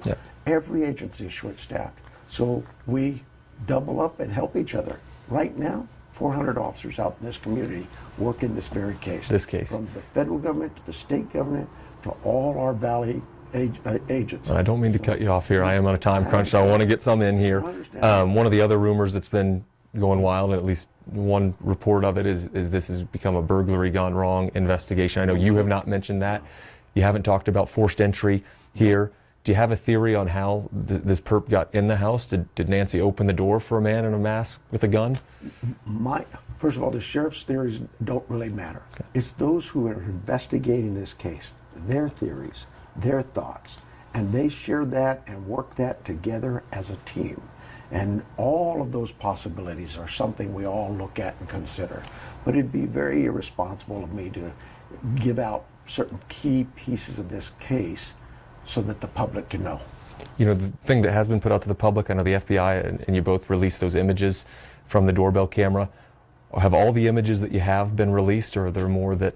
Oh my goodness, no, because we have so many images from Ring cameras and videos, traffic videos, intersection videos.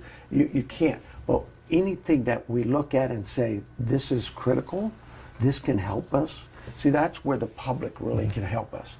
We don't need all the pundits. We need you to tell us something you might have seen, heard, or know that can help us find Nancy.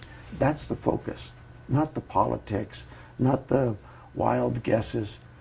We just need to know I firmly believe, someone out there knows something.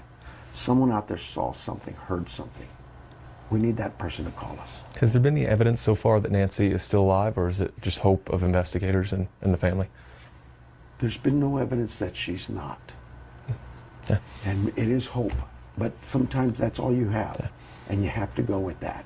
And it's not just the family, it's not just my investigators, it's me. Yeah. We have to have some hope. You know, you cleared the family yesterday publicly. I think that may have happened earlier in the investigation.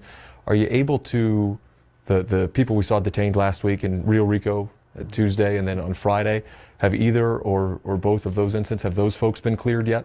Well, I think in my mind, we've cleared them to a point where we feel like, okay, we've talked with them.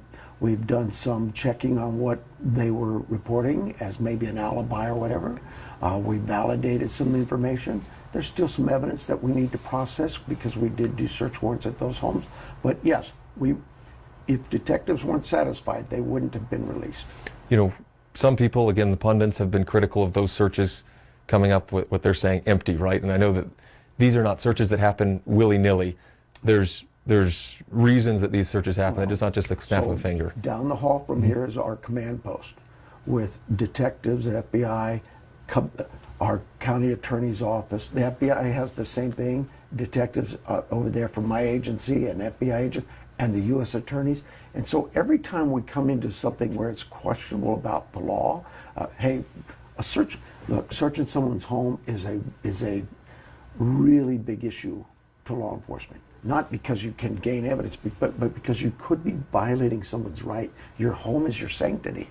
So we look at that breach and take it very serious. So much so that we do check with county attorneys and different prosecutors, U.S. attorneys, and we review it with a judge. And based on all of that, we make a decision whether or not we have enough for a search warrant. If the judge approves, we go. Those are court orders. And get more information like that and the judge approves, we should expect to see more of those? Absolutely. These leads, for example, those days, you know, right now, detectives are getting information, various leads, 30,000 leads, 40,000 leads, whatever the number is.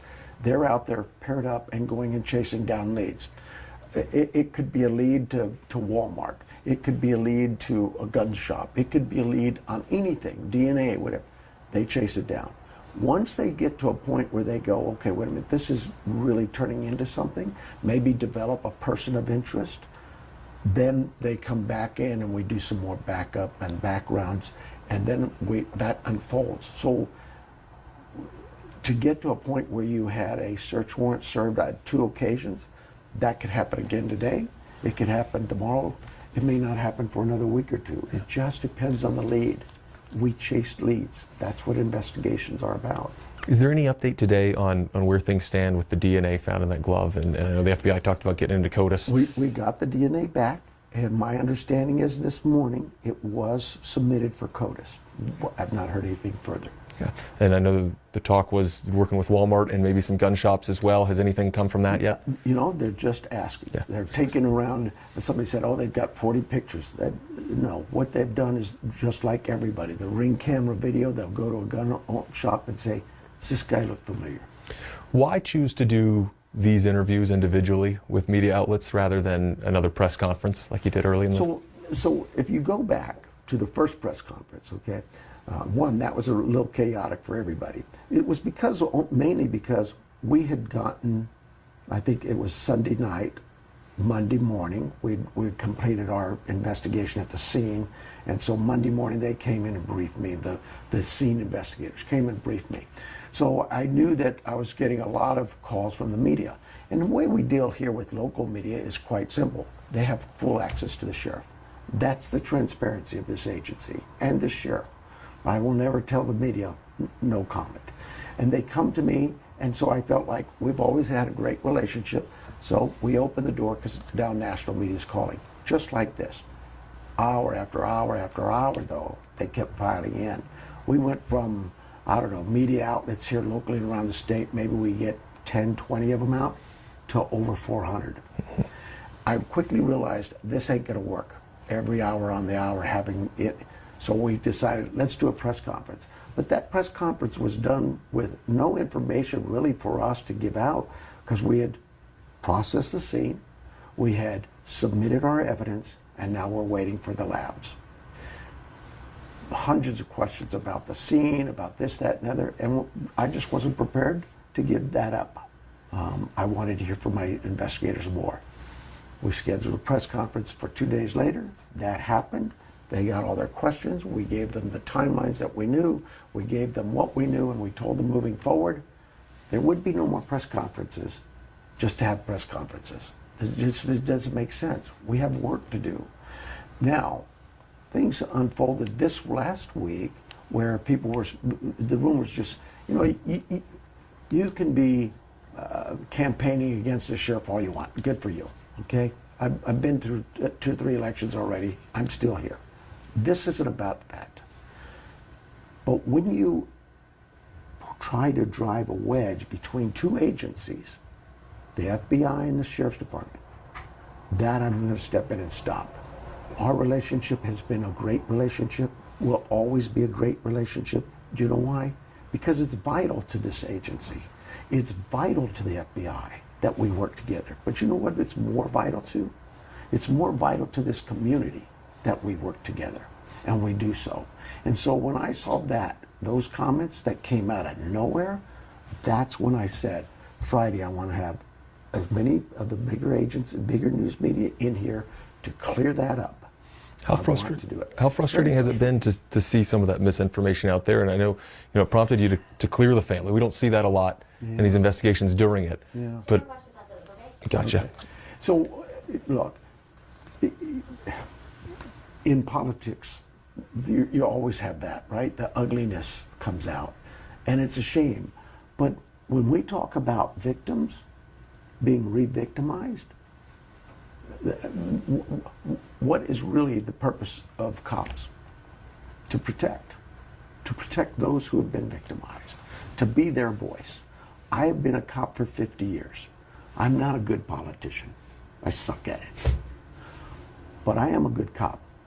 And one thing I know is if you attack a victim, I'm going to step in and say something. I will be their voice. That family is suffering. They are hurting. And there is no cause, there's no justification for saying some of the things that were said out there in the media and social media. Just none. And I'm not going to tolerate it. You mentioned it earlier, but there has been a lot of outside criticism about your team and about the crime scene and things like that. You mention it when you see that from folks who are not from this community. Does it get under your skin? What has this been like for you over the last 2 weeks? People can be critics all they want. Yeah. What I ask them is this, and how does that help? How is it helping find Nancy? Be in my ear, be that white noise, stand out here in the parking lot and give your oratory about how the sheriff was at a basketball game. That's really helping, huh? I'm sorry. Attack the sheriff all you want. I'm a tough guy. I'll take that. But do not attack the young men and women who work hard here every day. And don't assume you know. Don't stand there and say you support law enforcement when every year I've asked for more help from my law enforcement. I've asked for raises. I've asked for more staffing. I've asked for more equipment. And I've been turned down every year. So, you know, the politics of, look, there's no election this year. It's 3 years away. You want to run for office, run for office. But that has nothing to do with this. We're staying focused. My team is very focused. 24/7, we're finding Nancy. And as this continues on, you know, there is some feeling of, at least from some folks we hear from the public, of fatigue, right? This has gone on for weeks, and some people feel like we're no closer to solving this now than we were day one. Has anything changed? Has the timeline been able to been tightened or altered at all from what you shared a couple weeks ago? Do you feel closer? Absolutely, I feel closer. I feel closer, you know why? Because in part from what you guys have done, you've gotten us the leads we need, and we probably need more. And I feel closer because the community's been behind us. And, you know, you're going to have the haters, right? Haters are going to hate. That's okay. I also know there's a lot of people out there who support us and are watching for us and helping us solve this crime. And yes, there's progress made every day. But that progress is like, it ebbs and flows, like any case. Every case does it. You get a lead, you track it, you get really excited, and then it finds out that it wasn't what we were hoping. And so you get these lows until the next lead comes, the next tip that gets you excited. Those are, if you'd have seen my team on Friday when they had that lead that, hey, we're going to do a search warrant, we think we're close, maybe Nancy will be there. And they went in, and then she wasn't. And they came down. The whole goal of mine is to keep my team motivated. Let's go. Keep. It doesn't take much to motivate those guys. Trust me, they're great young men and women. They do this job every day. Awesome. Do you have a number of? Yeah, absolutely. Do you have an updated number of tips that have come in, and are those still helpful, or is it overrunning things? No. We'll manage that. I don't want people to think, oh, this is too small. They've got enough to worry about. No, keep them coming in. That keeps us going. I think last Wednesday or so we had 18,000 here, 14,000 FBI. So we're saying 30-some thousand. I know when that video camera came out last week, that video image, that generated almost 5,000 an hour. So we're probably closer to 40,000 than we are 30,000, but we'll see. Somebody will track that later in the week. That's perfect. Yeah. Sheriff, again, I appreciate you. Appreciate your time. Thank you for it. No, Good to meet you too. Sheriff, I just want to first, I mean, we can start with that if you want. I wasn't going to, but we can. What do you want to say to, how do you respond to this report that says that you are not working with the FBI and holding back evidence? Yeah. I've said from the beginning, and actually even at our last press conference, the FBI and the Pima County Sheriff's Department are connected at the hip. That has not changed. Decisions are made sometimes with a good discussion about why things need to go one way or the other. In this instance, it really was about, and it's not just this. We're going to use a judge for a search warrant. Do we do a federal judge or do we do a state judge? We have a discussion. What's the best way to do that? And the decisions are made. They're really not my decisions. They are our team's decisions. They get together and they talk about what they think is best. In this case of blocking evidence from the FBI, that's just so far from the truth. What happens is we processed our crime scene, took all of our evidence. That morning, it wasn't days later that we contacted that morning, we contacted the FBI. We said, hey, we've got some digital analysis that you guys could really help with. They said, Sheriff, whatever you want. We gave that to them. The rest of the evidence we sent to our lab. This is a lab we've been using for 30, 40 years now. They may be in Florida, I don't know. Maybe they were in Phoenix at the time we got them. I don't know that. But this lab is, again, so many corporate companies have come to us and said, Sheriff, tell us what you need, pro bono. They're not charging us anything. So the $200,000, not a clue. But what I would tell you is this. The FBI and us sit down at tables and we discuss things. Hey, I've got this mission up in Rio Rico. We've got a search warrant. Who should we do? State, we've got a SWAT team. You want our SWAT team, their SWAT team. There's no egos there. We sit and discuss what's the best option. The DNA, if you had, God forbid, something happened in your home, we're going to go and process it. We're going to take markers and get profiles on what we believe could have DNA. But we're also going to take buccal swabs of you and your family and your friends that have been there to eliminate, right? So in this case, all of that evidence, day one, went to our lab. We now come back 10 days further, there's gloves found. So FBI says, okay, so should we send them to the FBI lab? I said, no, let's send it all to our lab, because why would you want to have evidence over here and all the markers, if you will, for elimination over here? It's just adding a step to it. Let's just keep it all in one place. Our lab does good work. Their lab does good work. They both are capable. Let's just, to eliminate that, okay, this lab has, oh, we've got a marker. Can you send us your eliminations? Or vice versa. Can you send us yours and we'll eliminate for you? It doesn't make sense. It's just we talked to the FBI, they said, yep, makes sense, thanks, Sheriff. And we move on to the next problem. So you're basically saying this is maybe one person that had a problem with it, but you feel like... You know, you got 400 officers out there working together. They're not always going to see eye to eye. Some of them are going to think, and they may be right, but somewhere at a certain level, those discussions are had, and we weigh it out, and we go. We keep going. Yeah. Are you not are you sharing the results Everything. with FBI? Absolutely, and they are with us. Okay. The videos, that came from their submittal to a company. They came back, they share it with us. People thought, oh, you had those videos forever. I think we had them for about 2 hours, and we submitted them to the media and said, we need your help, because that has really given us quite a lot of leads and advantage on this, and we're hoping we've got some good leads today that we're working on that we hope pan out. Who is currently leading this investigation? We are. It is an effort. It is a team effort. We who? We, the sheriff and the FBI.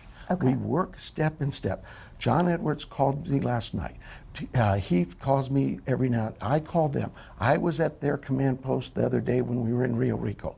They've been at our command post. It is really, there's so many leads. They generated 14,000 in the first 10 days. We generated 18,000. We need each other, and that's really, so there's no ego here as to who's leading it. Right now, it is a state case. We're handling it, but we can't do this by ourselves. We know that. So we need their help. Lead agency is Sheriff's Department with assistance from FBI, or yes, that's how this started. We asked the FBI 9 o'clock, 8 o'clock that morning when we got done processing the scene. We turned to the FBI and said, hey, we're working this case. This is what we need from you. They said, anything at all, Sheriff, whatever you need. And now it's grown that, well, yeah, like I say, you got 400 cops out there working this. Did you reach out to the FBI? Did I? No. No, my team works with them all the time.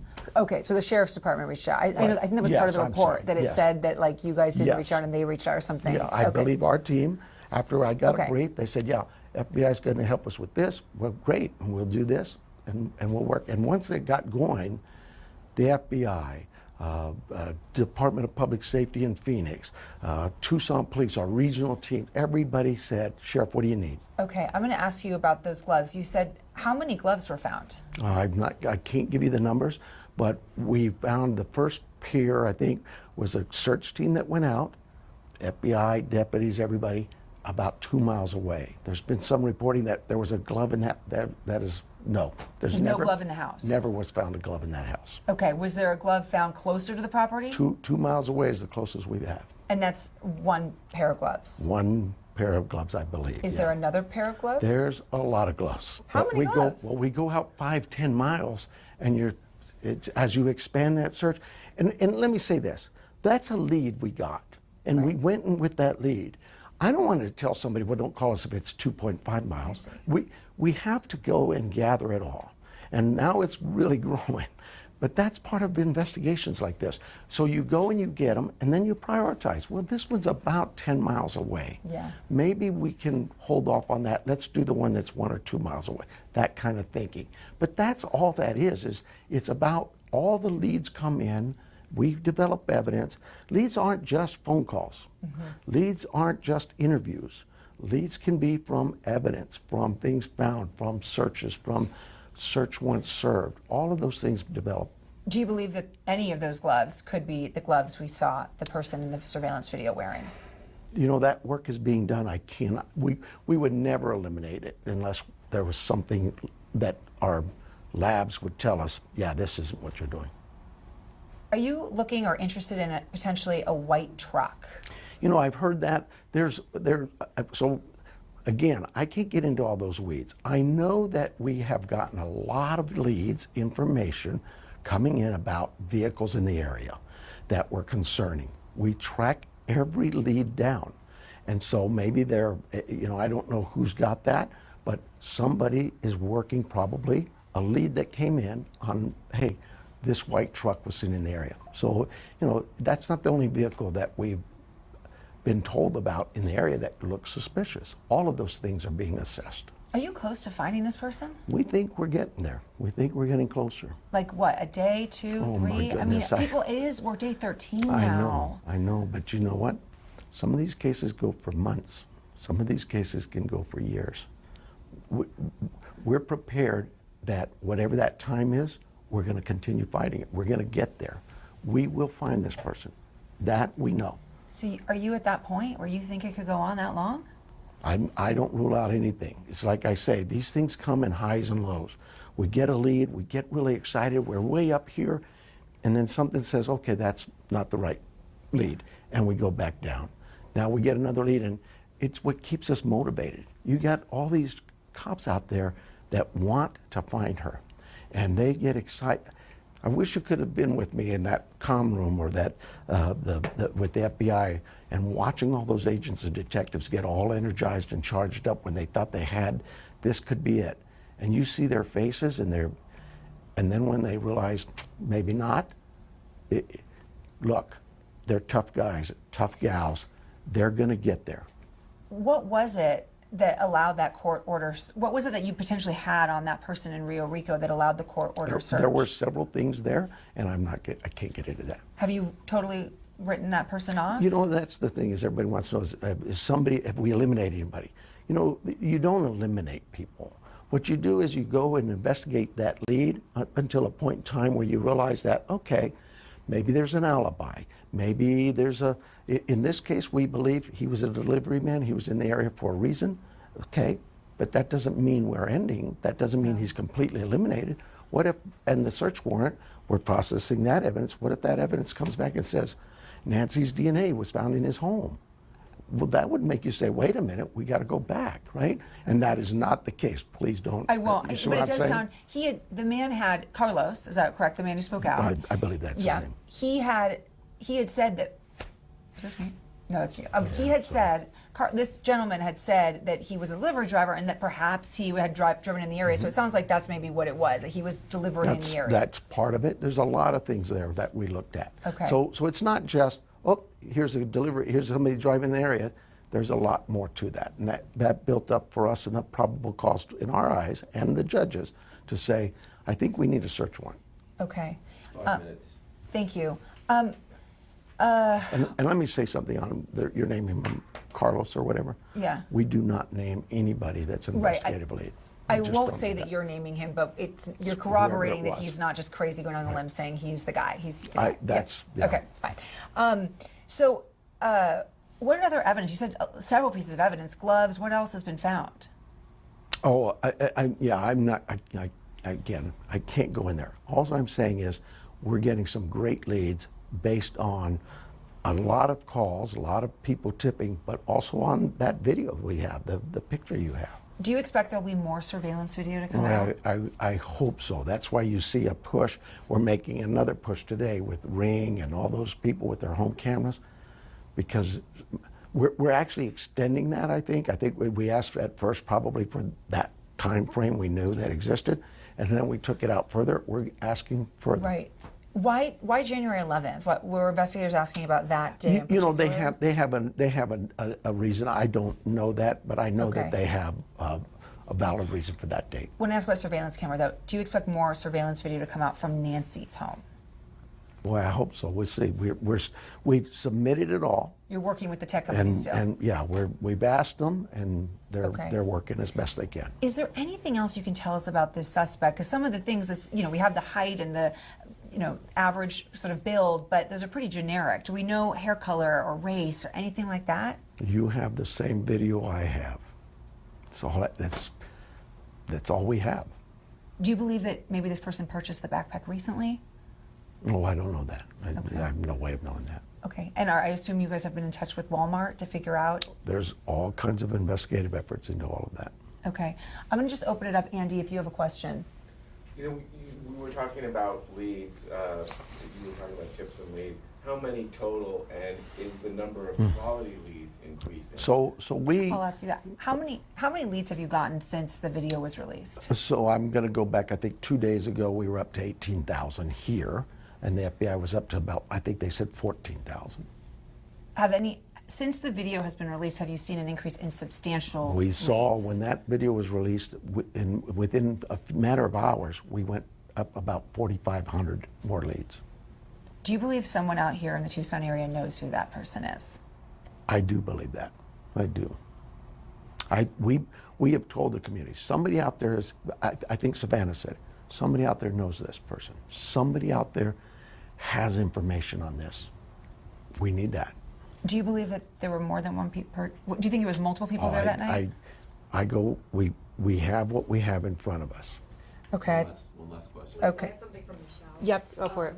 How did you rule out, you can ask it, how did you rule out the man in the video who was trying to unlock a door, you know, overnight video? How did, that's what, I don't think we know. Yeah, I don't know that. I just know that it was, they've looked at it, and for whatever reason, they felt like, okay, this isn't the same, but I don't know that.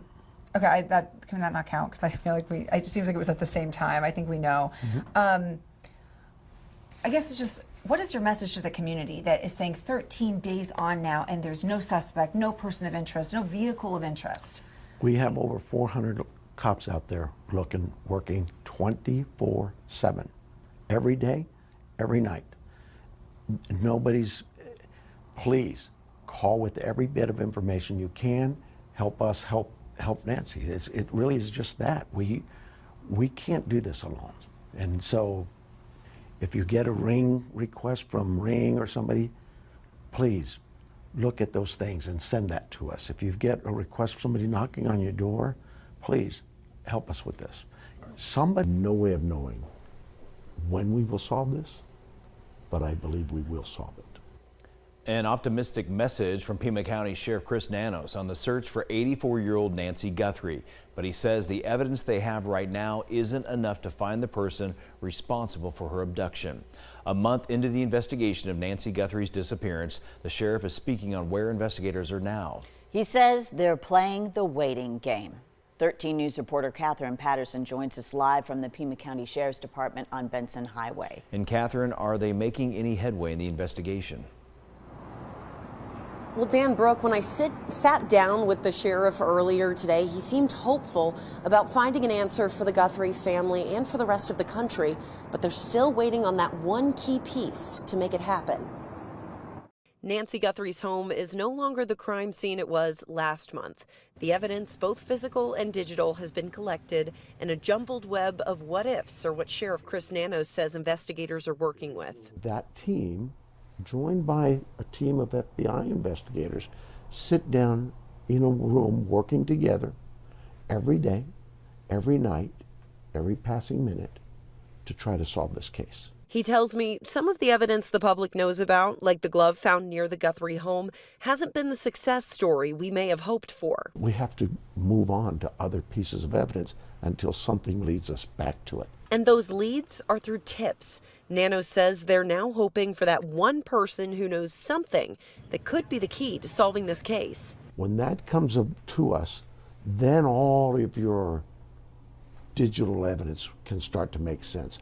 all of your biological evidence, fingerprints, DNA, can start to come together. Between 88 Crime and the FBI, they've gotten about 50,000 possible leads. So I asked the sheriff. And so, with the amount of tips that you have, do you believe that that one tip that you're looking for could just be in the pile right now? You know, I hope so. I do. I hope so. I don't know that it is. I think there's still more out there. As the investigation goes into its second month with no arrests, Nanos says he's ready for the possible long road ahead, with the faith they'll find justice for 84-year-old Nancy Guthrie, pushing them forward. I wish these cases were solved like TV in an hour. It doesn't work that way. Sheriff Nanos told me there has been no additional search warrants executed at this point. The FBI's reward for anyone with information leading to an arrest is over $1 million, while 88 Crimes is $102,500. Reporting live at the Pima County Sheriff's Department, Catherine Patterson, 13 News. Thank you, Catherine. Investigators have not publicly identified a suspect or person of interest in Guthrie's disappearance. They are looking, though, for this man seen on doorbell camera outside Guthrie's home the night she vanished. He's believed to be 5'9" to 5'10", with an average build. He's wearing an Ozark Trail backpack, a brand exclusively sold at Walmart. The Sheriff's Department wants to hear from you. If you think you have any information that can help in the case, you can contact them at 520-351-4900. You can also call the FBI at 1-800-CALL-FBI or simply scan the QR code on the screen. We have a list of these numbers to contact and more on our website at KOLD.com.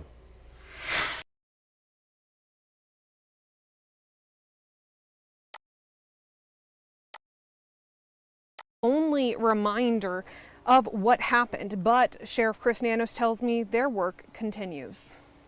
They are working hard to get this case resolved, and I think every day they get closer. Pima County Sheriff Chris Nanos refers not just to his detectives working this investigation, but the agents at the FBI as well. Day one, the FBI was involved in this case, and they continue to be involved in this case every single day. Nanos tells me they're also receiving help from DPS and a handful of labs across the country. We continue to work with our labs, whether it's on the digital end or the biological end, DNA. When it comes to DNA, Nanos tells me the labs are having to separate all of the different DNA that was found inside Guthrie's house and then work to identify who it belongs to, and that takes time. It moves at a snail's pace, I guess, for some, but for my investigative team and for me, we look at this as, no, this is doing exactly what we need it to do. Because they want to ensure they're doing it right, not only to prevent arresting the wrong person, but to ensure they are able to properly prosecute whoever was involved in Nancy Guthrie's disappearance. I believe at some point in time, we will make an arrest on this case, and whoever that individual is, that individual will have a right to a fair, impartial trial.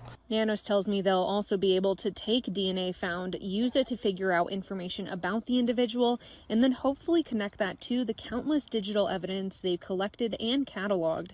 And that's why Nanos told me he absolutely does not see this case as cold.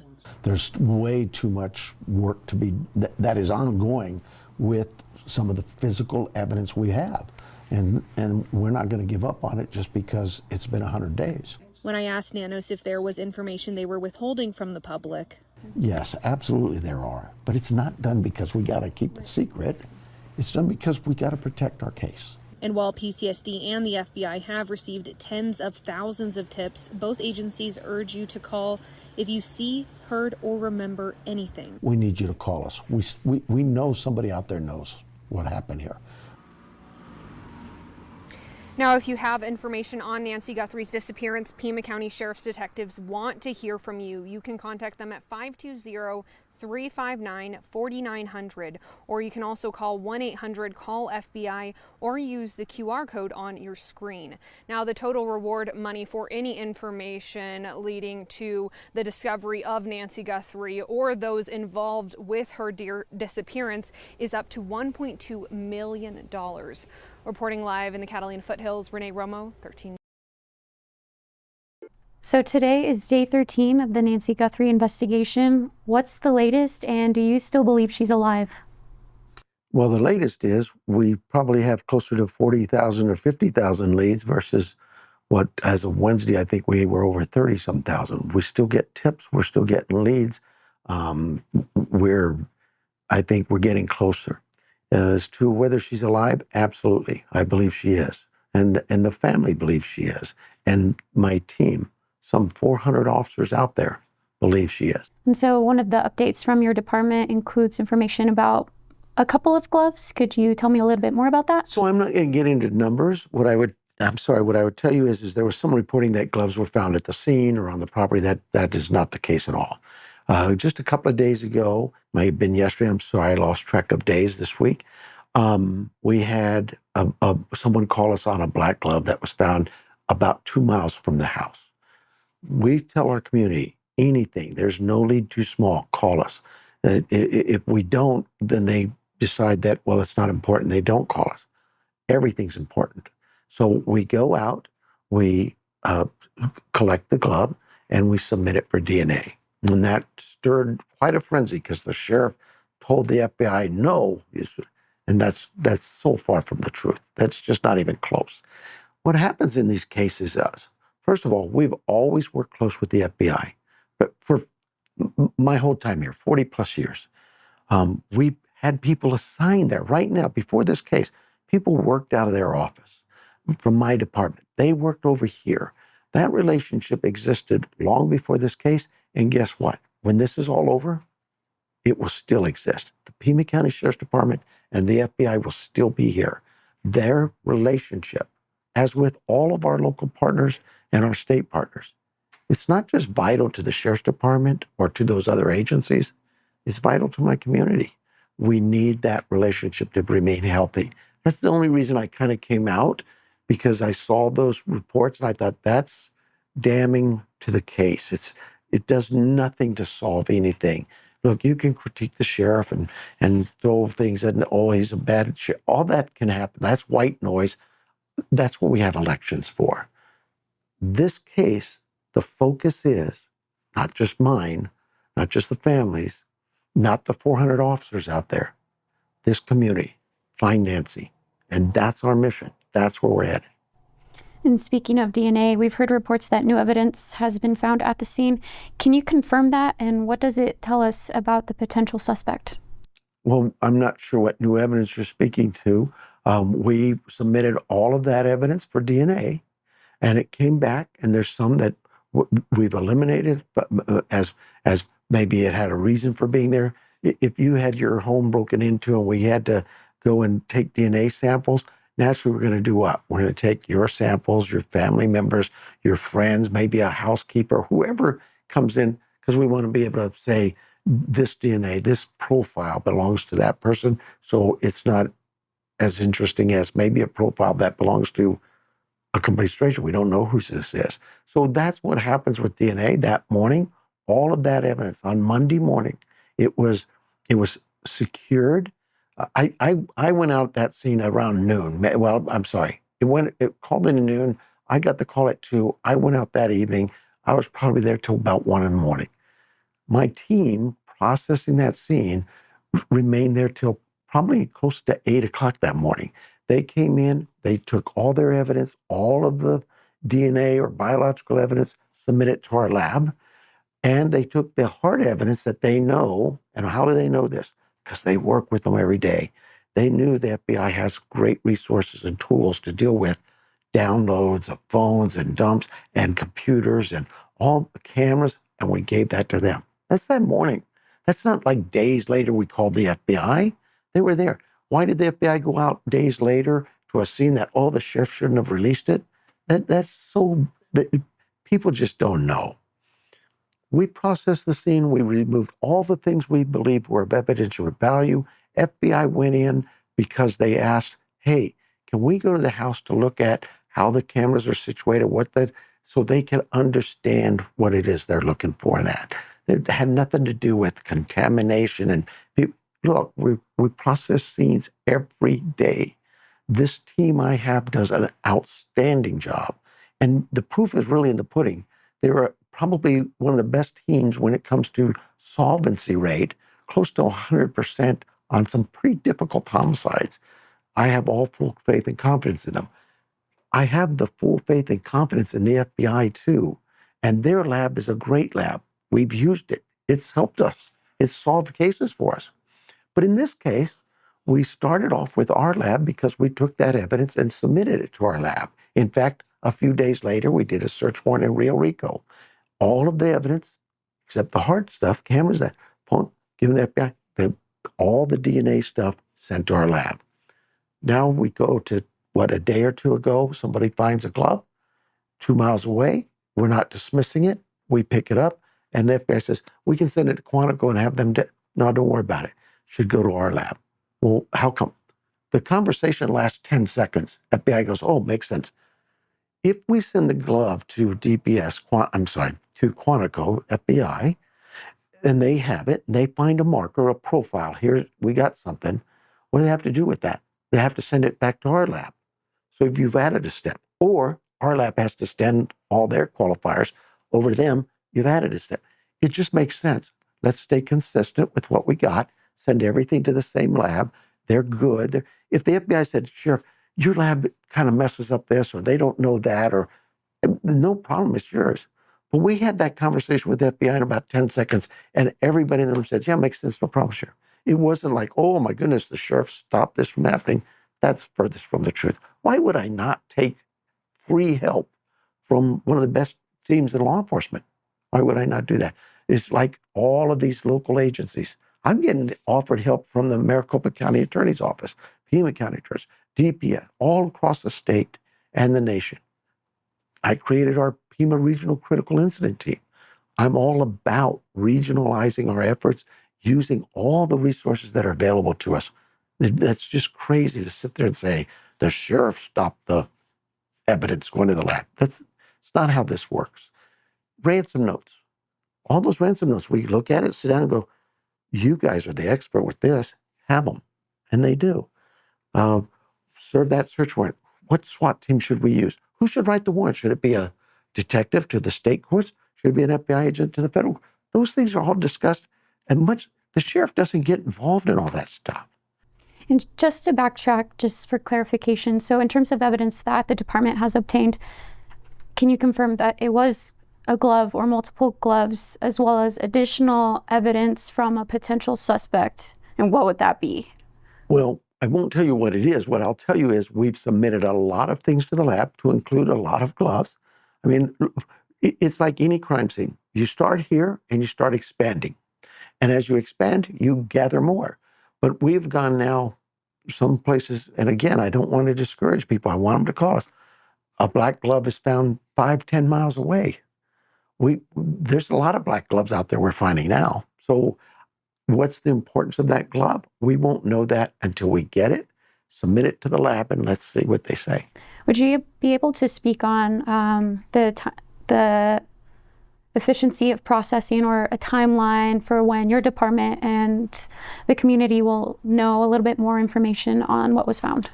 So there are rules of evidence, there are rules of law that guide us as to what we should or shouldn't release, and what we can. But I'll tell you this, right now, just down the hall, we have a command post with detectives, agents, and county attorney, and sometimes U.S. attorney. Just like down the road at the FBI headquarters, has a command room with agents, detectives, U.S. attorney, and sometimes county. All of this stuff goes through legal. We talk to them about things. The video came out. Oh, they've had that video for days. Why did it take so long to give it? We had that video less than an hour and a half, maybe 2 hours at the most. And what takes that is we had to scrub some things and make sure it was put out properly, and had to get permissions from Washington. You know, politically, this is not about politics. Whether I agree with the current administration's politics has nothing to do with this case. I respect, though, that the local FBI has a boss, and that boss is in Washington, and that boss gets to call some shots. And we respect that, and we work around that. Just as I have a boss.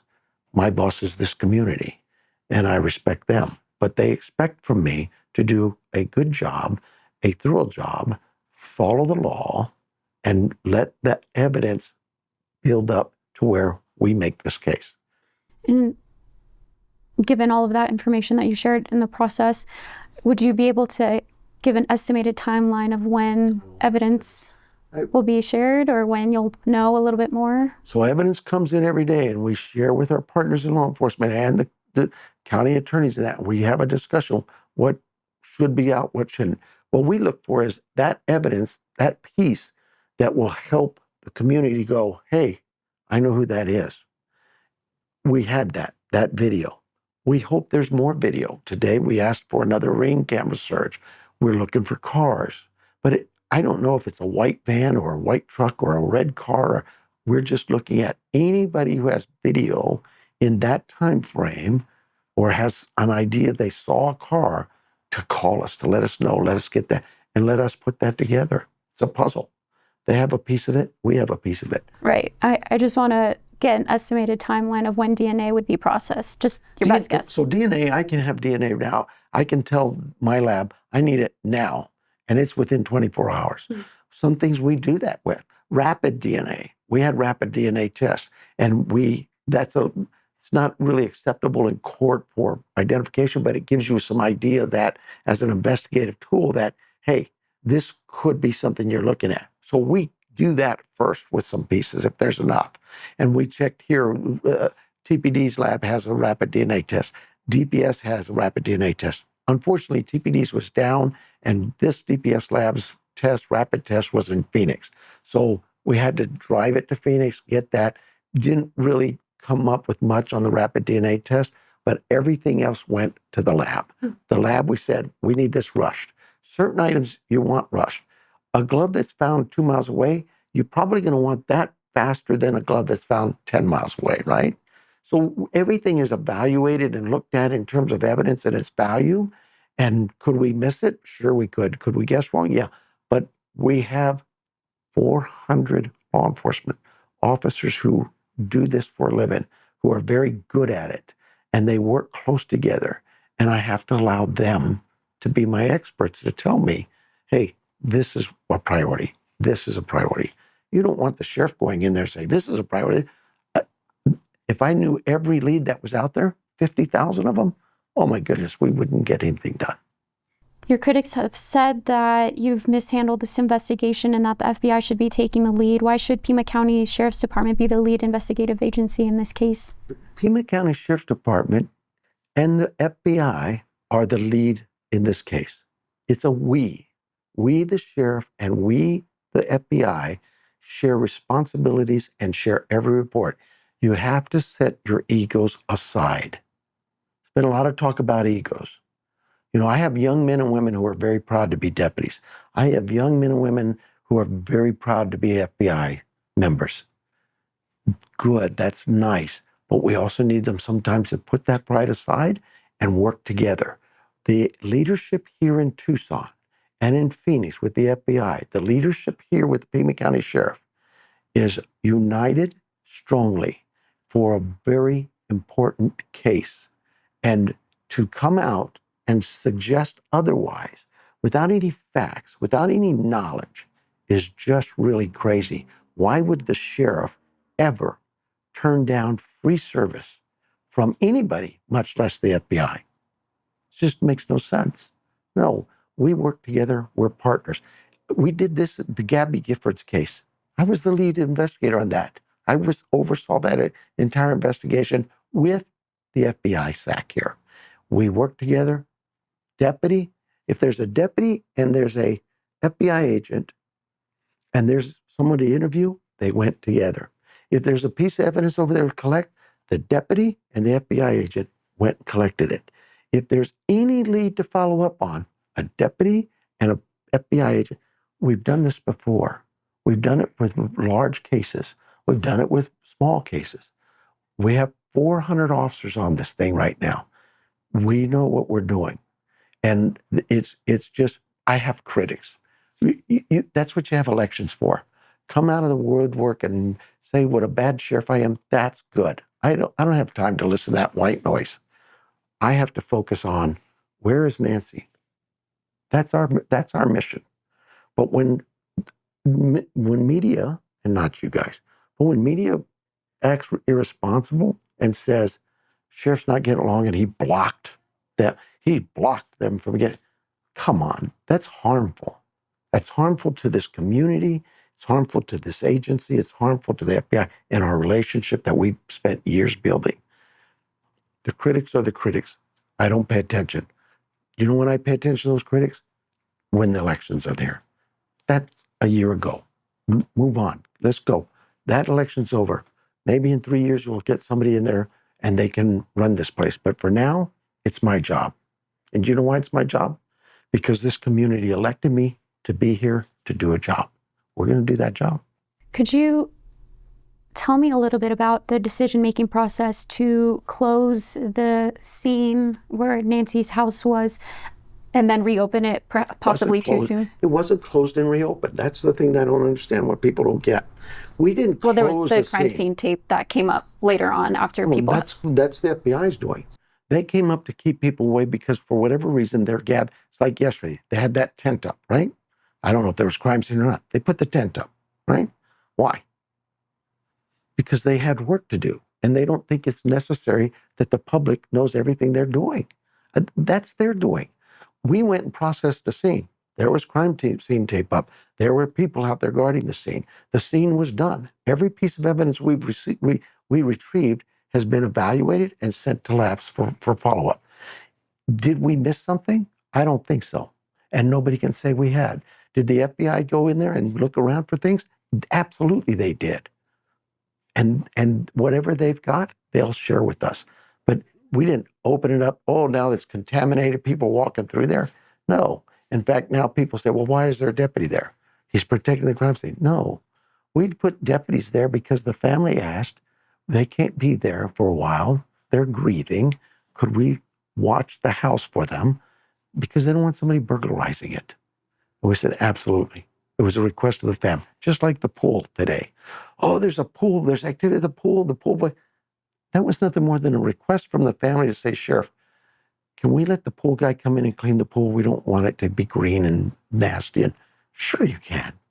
There's things that go on there all day long. I don't have the time to stop and say, what's this about, or answer these questions.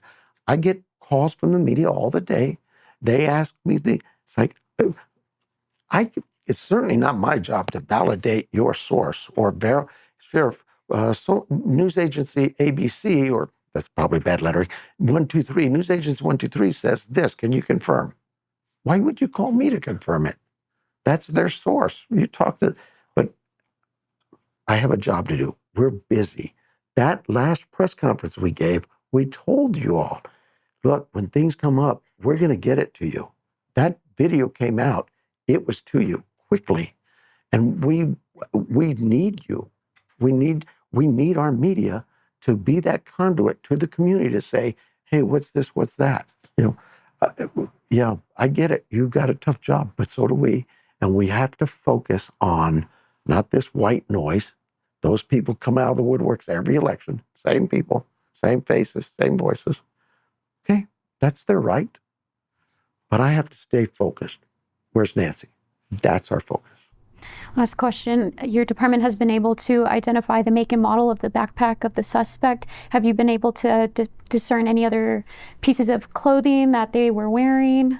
I don't think anything on the clothing yet. They're working on that. I'll say this.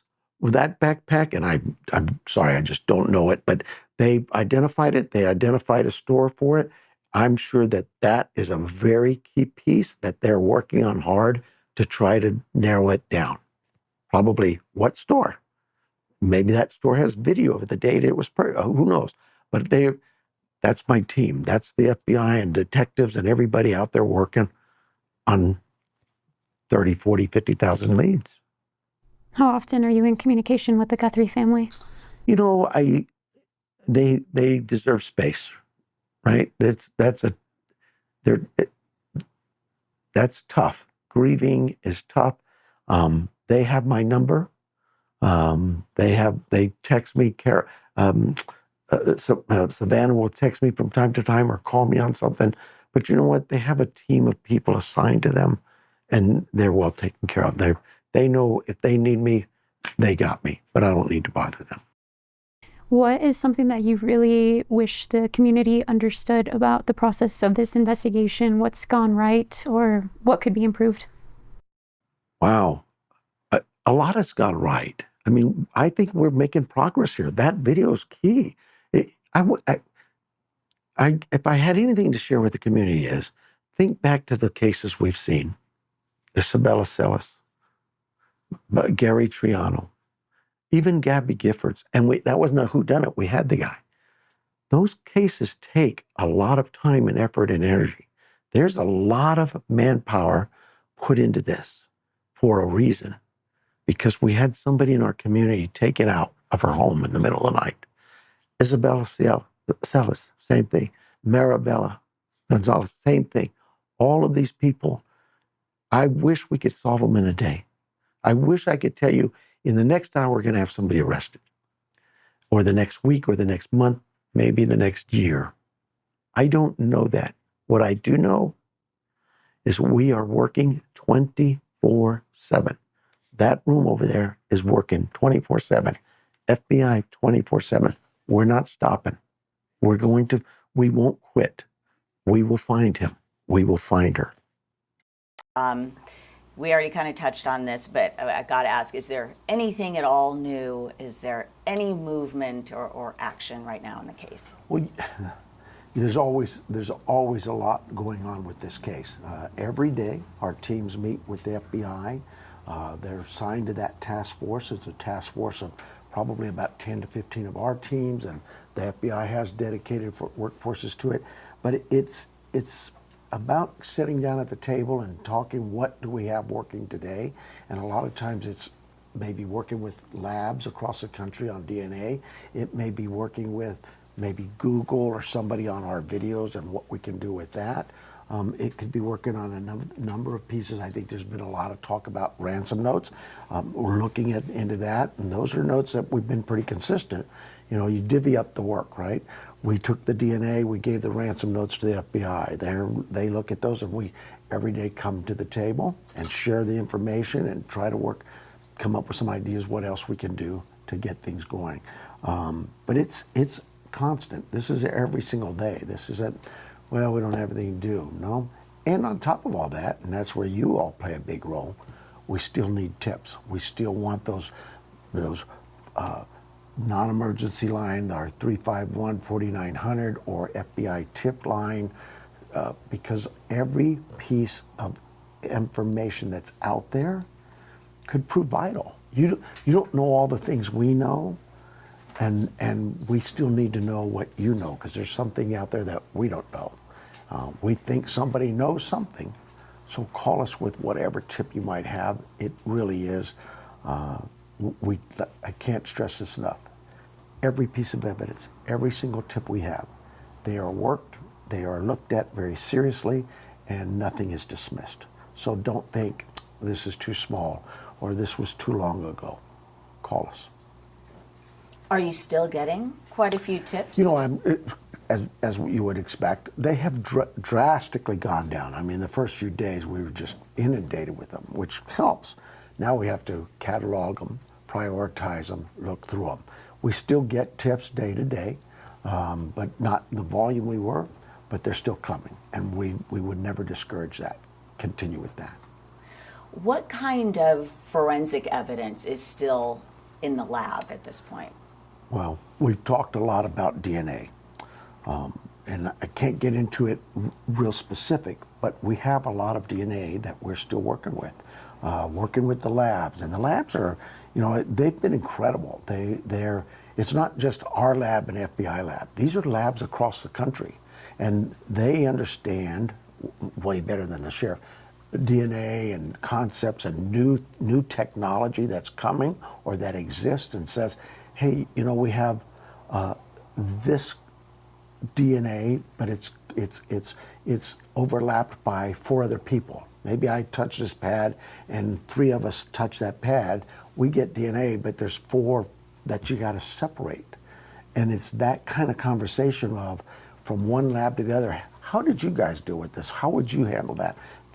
And then of course you've got genealogy, and those have a different set of rules, if you will, science behind it to say how they can work with all of that. So it's probably a lot more complex than that, but I just am assured daily that those labs, our teams, the FBI, are working on it constantly.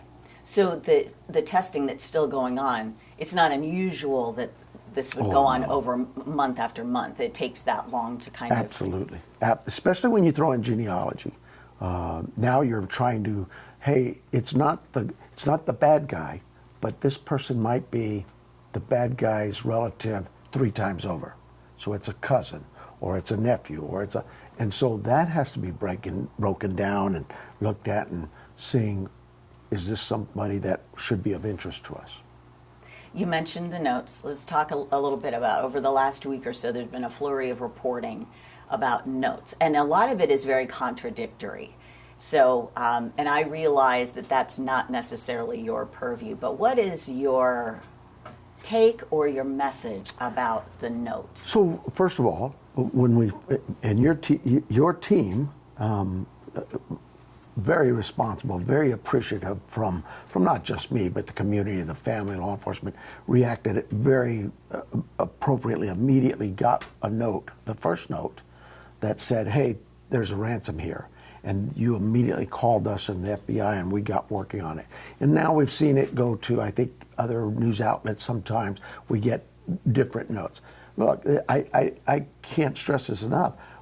The FBI takes these notes extremely serious. They track them down, and if they find it to be fraudulent, they don't just put it aside.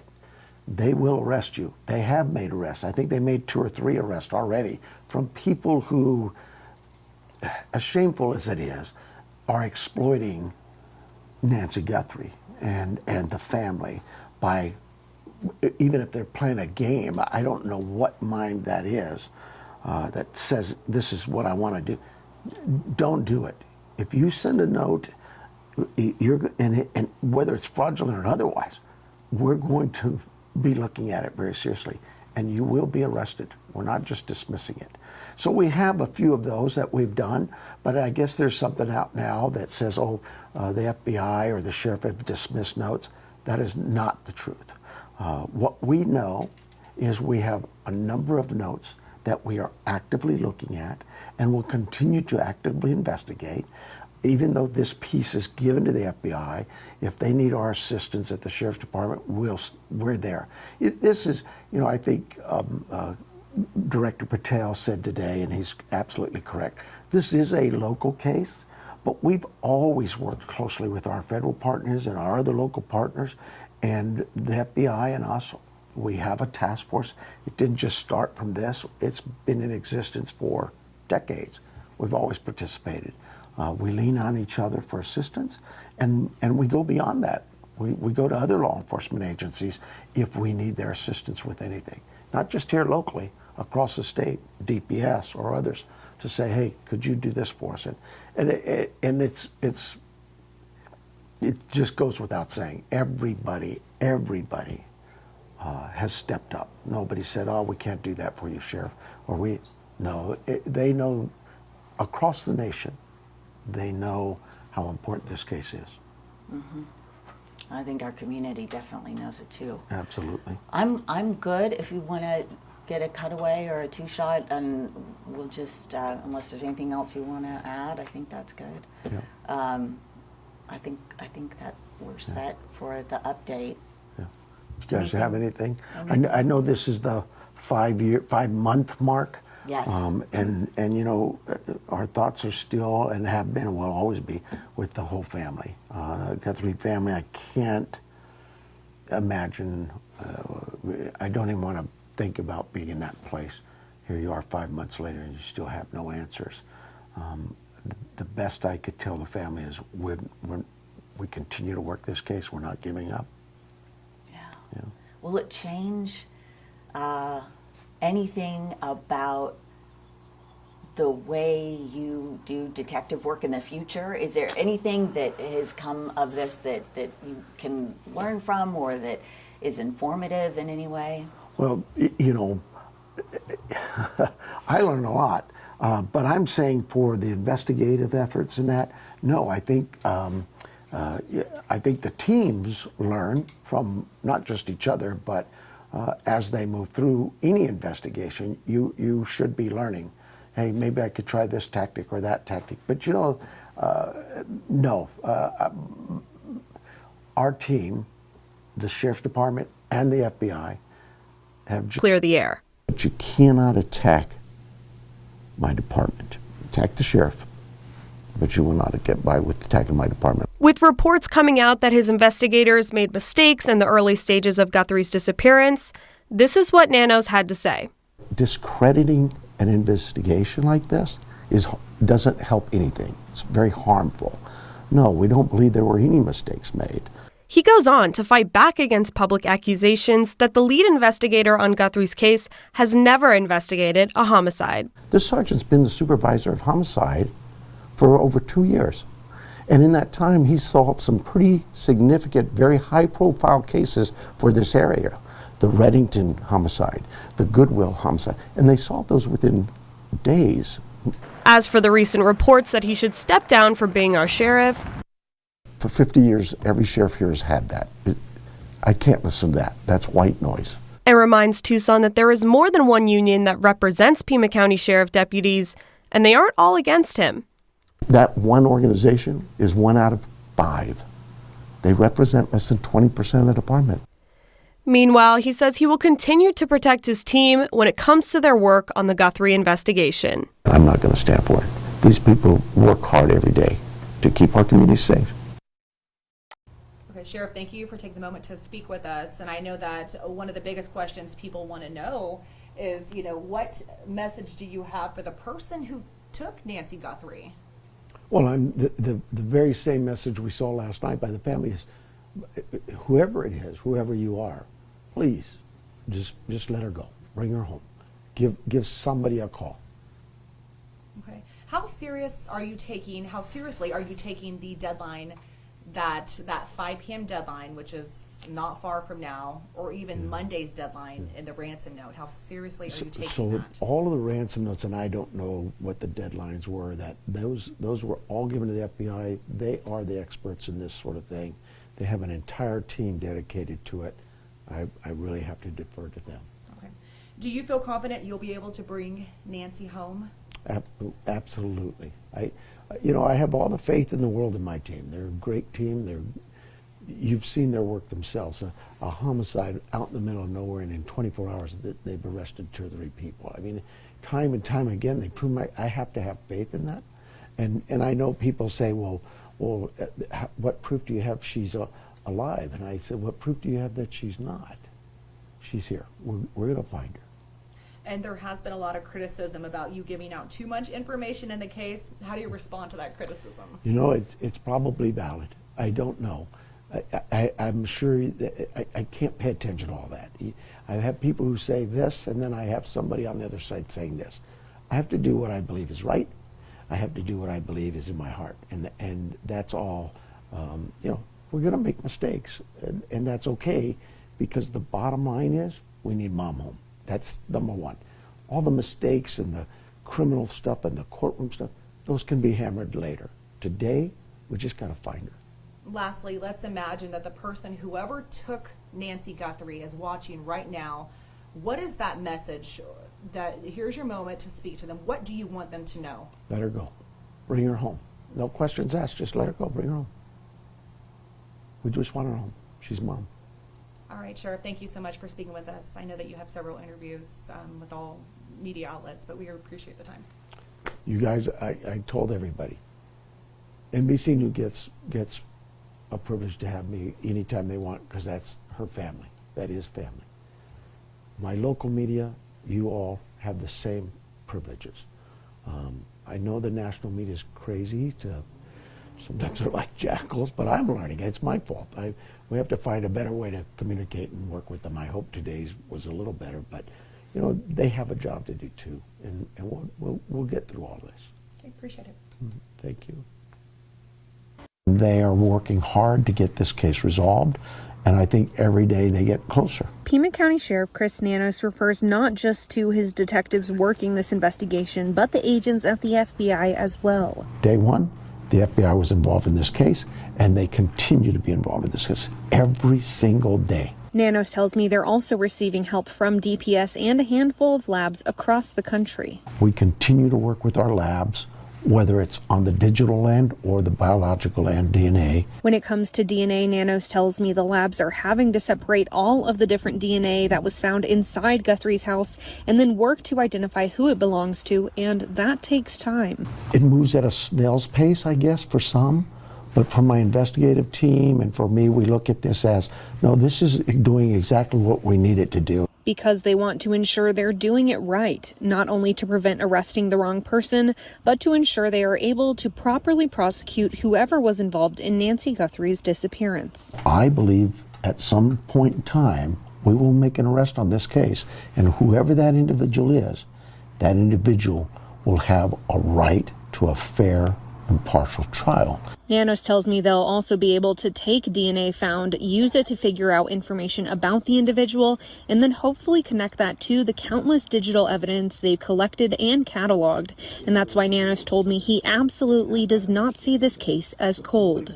There's way too much work to be that is ongoing with some of the physical evidence we have. And we're not going to give up on it just because it's been 100 days. When I asked Nanos if there was information they were withholding from the public. Yes, absolutely there are. But it's not done because we got to keep it secret.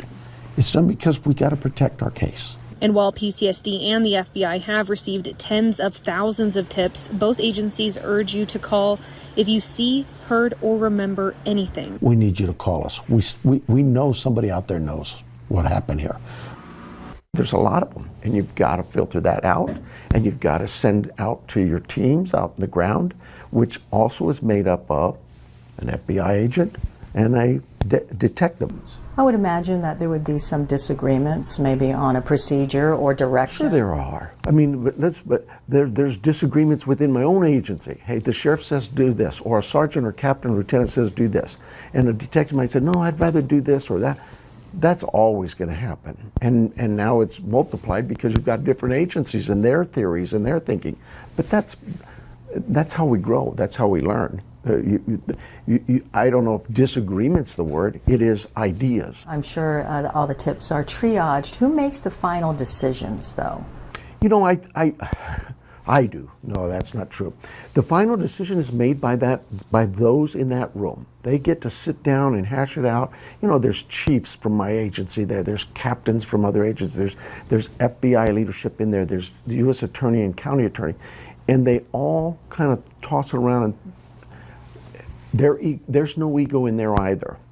Where does this investigation stand right now? Are there any unique challenges in this particular case, the search for Nancy Guthrie, that you, the FBI, or any other agency hasn't dealt with? The challenge in the fact that there's so much technology out there, it becomes, you have to, one, be careful of the legalities of that technology and how you're using it, in the ways you use it.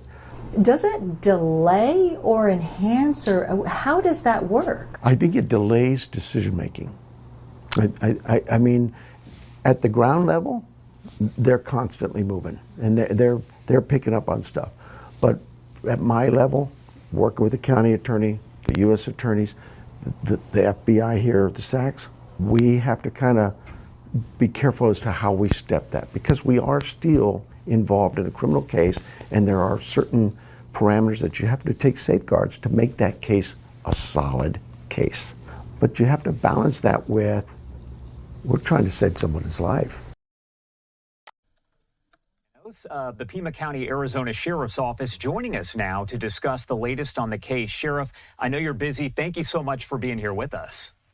Not a problem. Thank you for having me. Of course, and I want to get right into it because we've all heard about the situation with the DNA from that glove that may have been tied to the case, may not have been tied to it, but we know that now the investigation has to continue to move forward. So what is the next step? Where does the investigation go from here?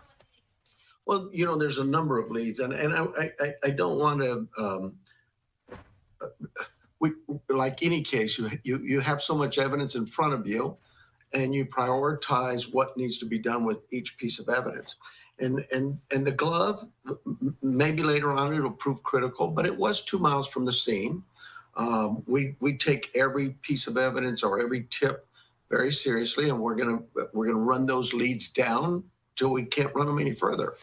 But we're not done with the glove. There's more potential use with the DNA that was located there. We'll look at that, but that's not a priority right now. We have DNA there's 3 areas I look at. We have DNA from the crime scene that still needs some work and some follow-up to be done, and that's being worked on.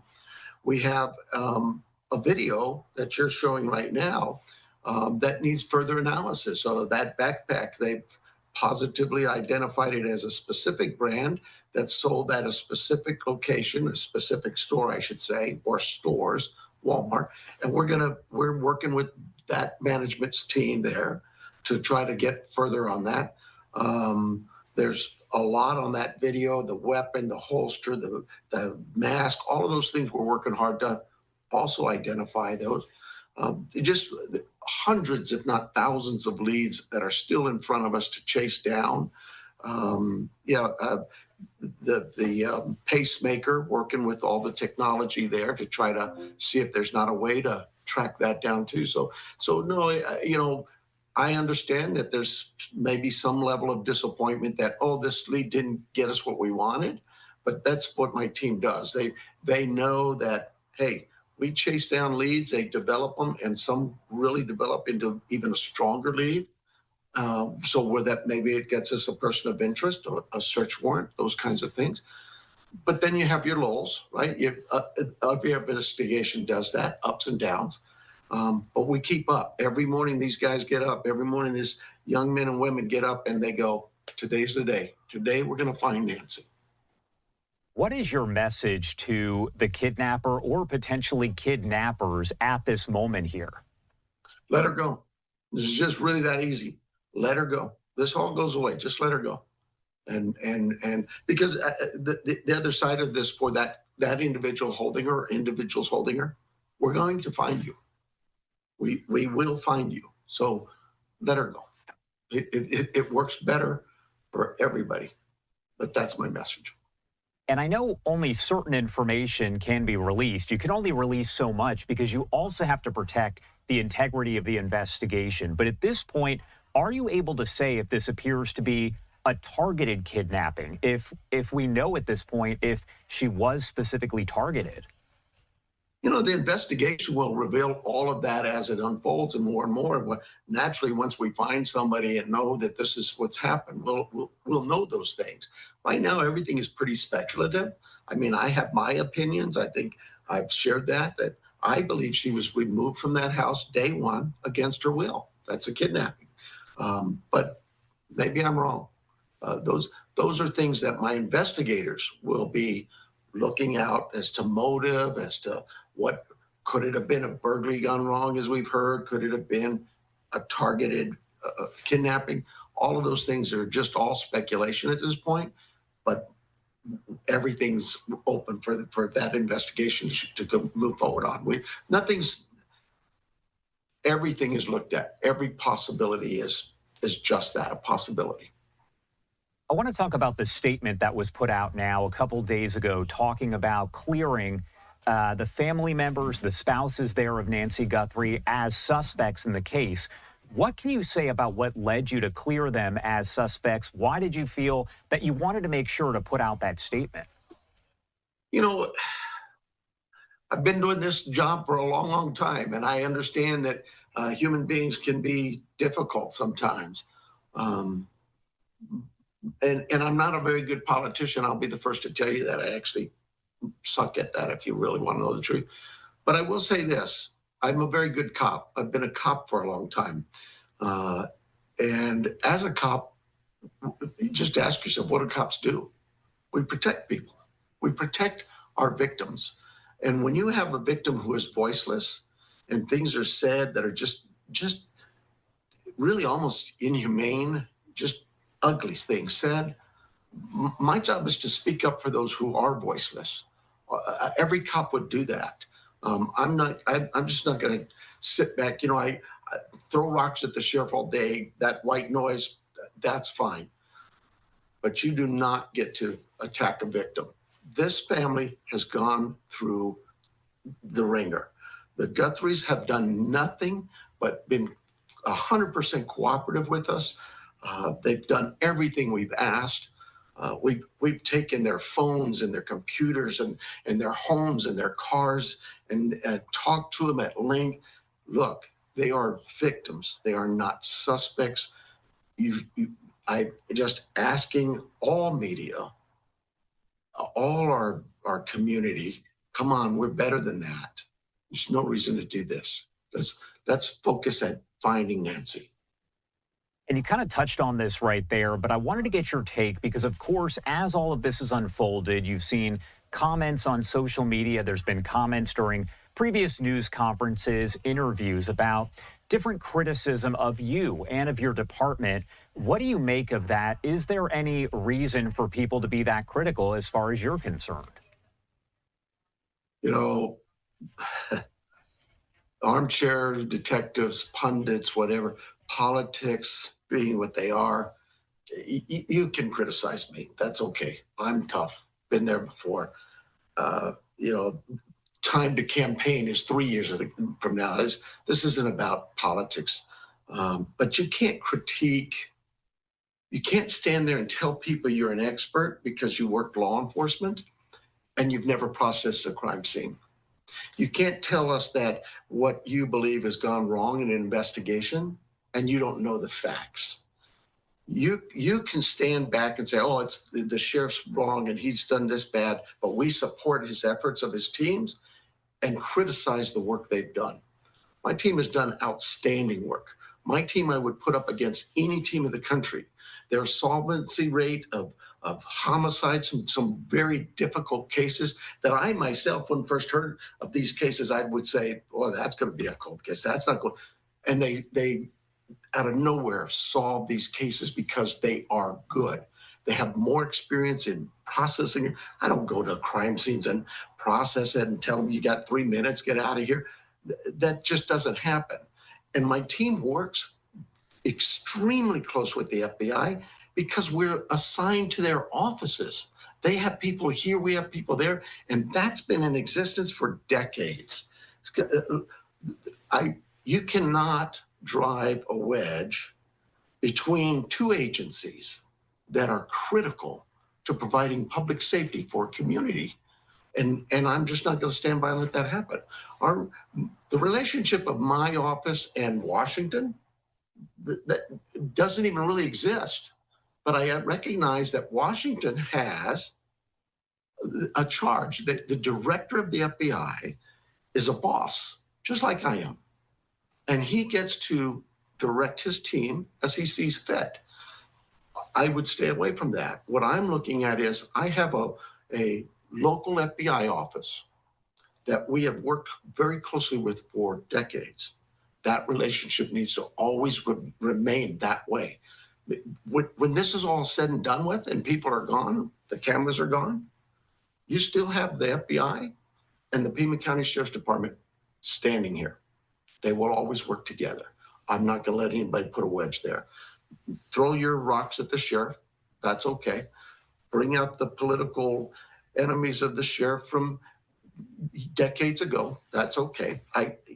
It's part of the game. Like I say, I suck at politics, but I can't be doing too bad because I got 1 million people here and I've been elected twice. I'm guessing that somebody out there likes me.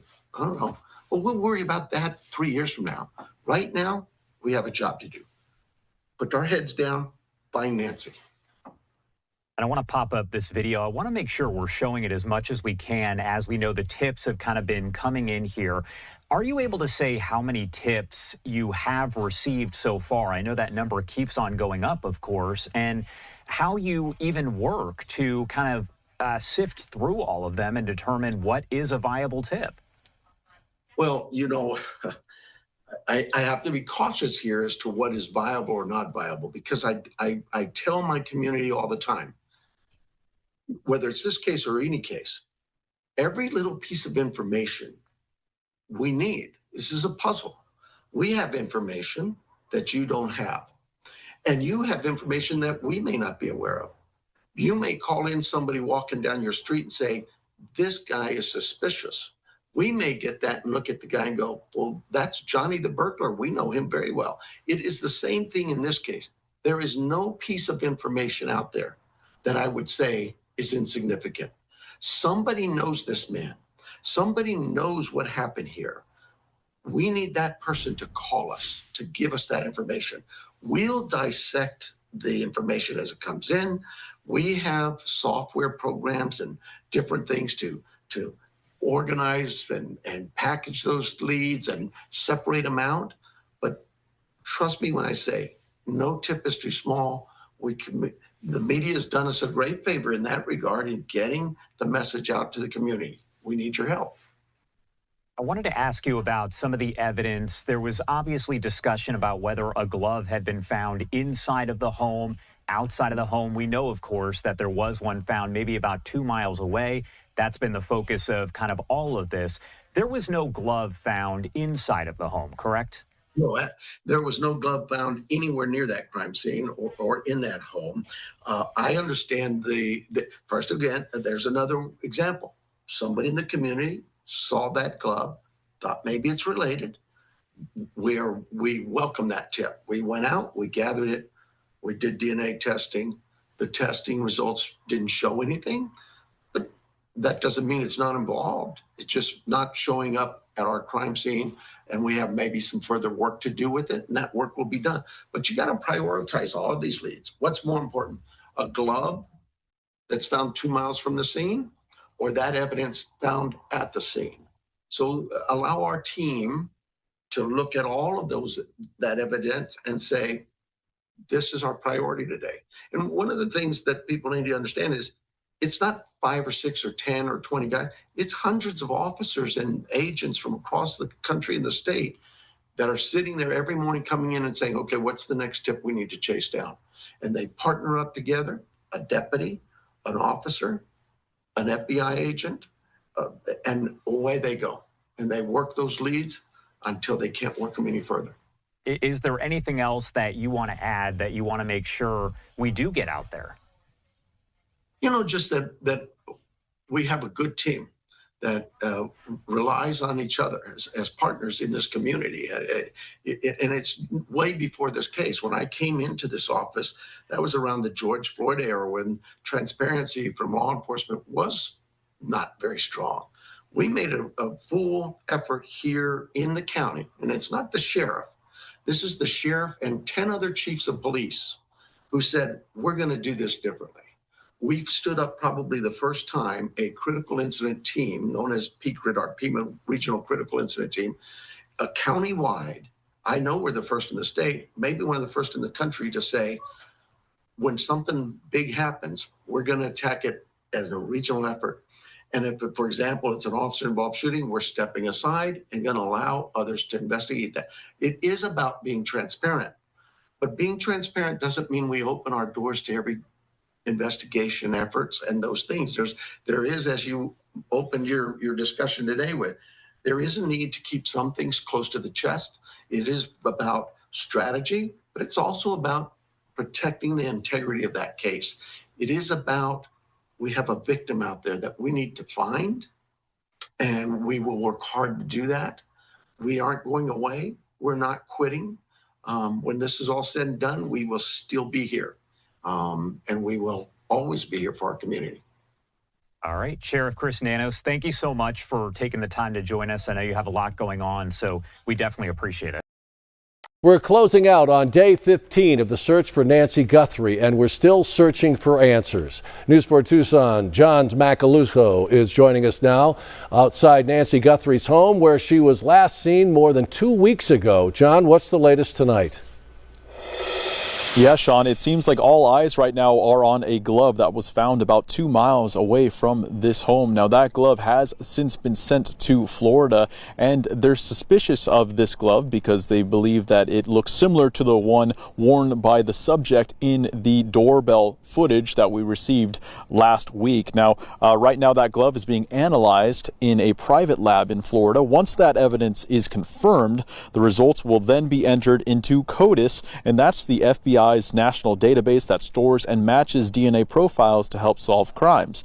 While waiting for those results, PCSD tells us they're working on some other leads, including coordinating with Walmart management to track purchases of the type of backpack the subject was carrying in that doorbell camera footage, and also continuing to analyze that video frame by frame. Now, despite that video, a suspect has not been named, and earlier today, PCSD released this statement. You can see there right there on your screen, ruling out others, saying in part, quote, "To be clear, the Guthrie family, to include all siblings and spouses, has been cleared as possible suspects. The family has been nothing but cooperative and gracious in our victims in this case." Now, of course, we will continue working on getting more information on this case, and we'll hopefully get an update on that glove and what the results show. We're hoping on getting that tomorrow. Of course, we'll keep you at home updated on air and online when we get that. Reporting here at the Catalina Foothills, John Macaluso, News 4 Tucson. And a lot of waiting going on tonight as they await information on that glove.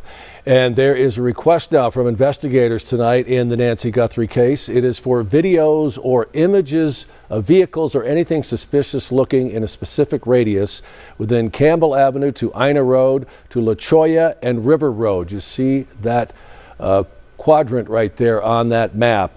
New web pages have been set up by the Pima County Sheriff's Department and the FBI for people to upload any video or share any information regarding the case. Investigators say they're looking for any leads, especially doorbell or surveillance video from the night of January 11th between 10 p.m. and 1 a.m. and from January 31st to February 1st between 11 p.m. and 4 a.m.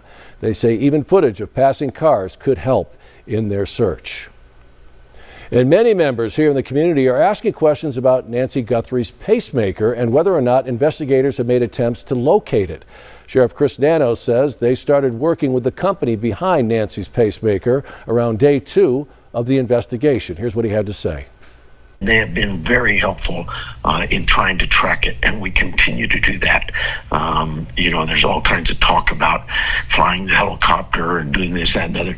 We're letting those experts, the people who engineered that device, to come in, work with us, and see if we can't track her pacemaker. And we are still working to learn more about how Nancy's pacemaker could help investigators, and we will share any new information with you at home as we get it. And for continuing coverage on the desperate search for Nancy Guthrie, be sure and stay with News 4 Tucson on air, online, and on all of our social media platforms. Sheriff Chris Nanos, I know you're giving us limited time, and I appreciate it, with this investigation so fluid. But I want to go back a little bit early on. You said your gut told you that Nancy was taken from her home and that she is still alive at that time. What does your gut tell you now about the entry to the home? And was there forced entry? Or did she know the person that took her? What do you think now? Okay, so I'm not going to get into the entry of the home or forced entry or any of that. What I'll tell you is I believe, just as I had initially, that Nancy was removed from that home against her will. She was kidnapped, and we still believe that. How do you piece together the 40 minutes inside that home, after the doorbell camera disconnected? I mean, really, no idea still? There's all kinds of thinking on that and theories. And to be honest, you don't want the sheriff's theories. Yeah. You want the investigators, because they're the ones who actually physically know the evidence, what they've collected, gathered, that crime scene. They were there. They're doing all the interviews. I have a team of young men and women who do this every day. I hear the pundits that, the crime scene should have been done, should have been held longer. Look, this team of mine has done this type of investigation, homicides, for example, for decades. They have one of the highest solvency clearance rates in the country. Sometimes they get that case that you think will never be solved done in a day. They're very good. They're very well trained. They know what they're doing. I don't go and tell them, okay, we've been here long enough, let's go home. They spent over 20 hours at that scene processing it. They, along with forensic techs who are trained, process these scenes. Then they decide that they're done. They came here with all of their evidence. Some of the evidence we gave to the FBI. Why did we do that? Well, because we know the FBI is good with certain pieces of evidence, that they have the technological skills to deal with things like cameras and phones and different things. And we handed that to them. Ransom notes, gave them to the FBI. We use a lab that we've used again for decades for DNA. We submitted all of our biological evidence to that lab. And you stand by that lab. I mean, was there any pushback absolutely. by the FBI No, on that decision? absolutely not. No, in fact, that's the point is FBI, the reason the FBI was part of this investigation immediately is we have members of our organization working with the FBI assigned to their building and have for decades. And they're the same here. So they were never not a part of this investigation. They were always a part of it. And to suggest that the sheriff blocked evidence, that's just crazy. We processed that scene. We went out and did a search warrant in Rio Rico, processed that scene, and the FBI found a glove. Hey, Sheriff, we're going to send this to Quantico and we'll check on DNA. I said, well, why do that? All of our DNA, all of it is at our lab. We'll just send it to ours. They said, makes sense, thanks, Sheriff. That quick. There's no argument or discussion. It's just about keeping your evidence together, let one lab deal with it. But that's not a slap at the lab we used or the lab the FBI used. FBI, we've used their labs before. They're very good. Our lab is very good. So it was never a discussion about the sheriff blocking evidence and not getting along with the FBI. We've always had a great working relationship. What have we learned now about the glove, the DNA profile on that glove came back, I think, either late last night or early this morning. The DNA came back. It was submitted into CODIS, and we have no hits in CODIS. I mean, this was a key piece of evidence. A lot of people, the public, waiting for that answer. Now, what's next? Do you go the genetic genealogy route? Well, absolutely, you do that. But we have other DNA evidence from the scene that is more critical to me than something found 2 miles away. All of that, though, will still be submitted for further analysis. That's, you take a fingerprint and you hope to match it right away. But that's not that easy. You have to have so many points of characteristics that match on that fingerprint. DNA is no different. You have to have the DNA, have to have so many hits of lodi to make a comparative match. All of those things, sometimes DNA is mixed. We have DNA from that scene that is a mixture of DNAs. So we have to separate, hope the lab can do that, and still preserve some of that evidence in case the defense wants to test it, should we make an arrest. All of those things are considered. It is truly a complex process in gathering that evidence, submitting it, analyzing it, and then resubmitting it. So yes, you're correct. The next step of DNA for those pieces would be to submit for genealogy. Okay, that's a big step there. What about the sample inside the home? What's the status of those results and testing? It's the same thing. I prioritized the home, that's our crime scene, well above anything found 2, 3, 4, 5 miles away. And we still have work to do there too. Okay. It seems, Sheriff, that the department is almost like drowning in data. You have investigators have received 40,000 to 50,000 tips, at times 5,000 an hour between you and the FBI. I mean, logistically, how does an agency decide, even with the FBI's help, effectively sift through that volume and make sure that the golden tip doesn't fall through the cracks? Well, you have, first of all, there are resources out there that will collect that data and sort through it for you and put it and prioritize it however you want it to be prioritized. Those programs exist. We know that, and we utilize them. But we take all of those leads, and a level 1 lead might be higher priority than a level 4 lead. Example of a level 1 lead would be that video, the door camera video. It's a big lead. A level 4 lead might be hey, I was asleep last night and I dreamed of aliens coming down to Earth. We're not gonna diminish that lead and say, oh, don't bother us with that stuff. Send it to us. Because if I say don't send me that one, what does that tell the community? I don't want to bother the department. I don't want to bother them with this. This isn't that big. No, send them in. We will sort through the 30, 40,000 leads. It's when you stop getting those leads and you've ran out of leads, that's when your case has gone cold. Yeah. So you're saying bring it on, basically. Bring it on. We're prepared to deal with it. This goes with your, coming off your statement yesterday. It was a big statement because as recently as this past weekend and even in the press conference that you said that everyone is on the table, everyone's being questioned. Now you've officially cleared the family of Nancy Guthrie as suspects. You called them victims in this case. What specific piece of evidence changed between, this weekend and Monday that allowed you to officially rule them out, or were they ruled out a while ago? They've been ruled out a while ago. Here's the thing for that, and the reason you probably saw my remarks, and they were a little terse.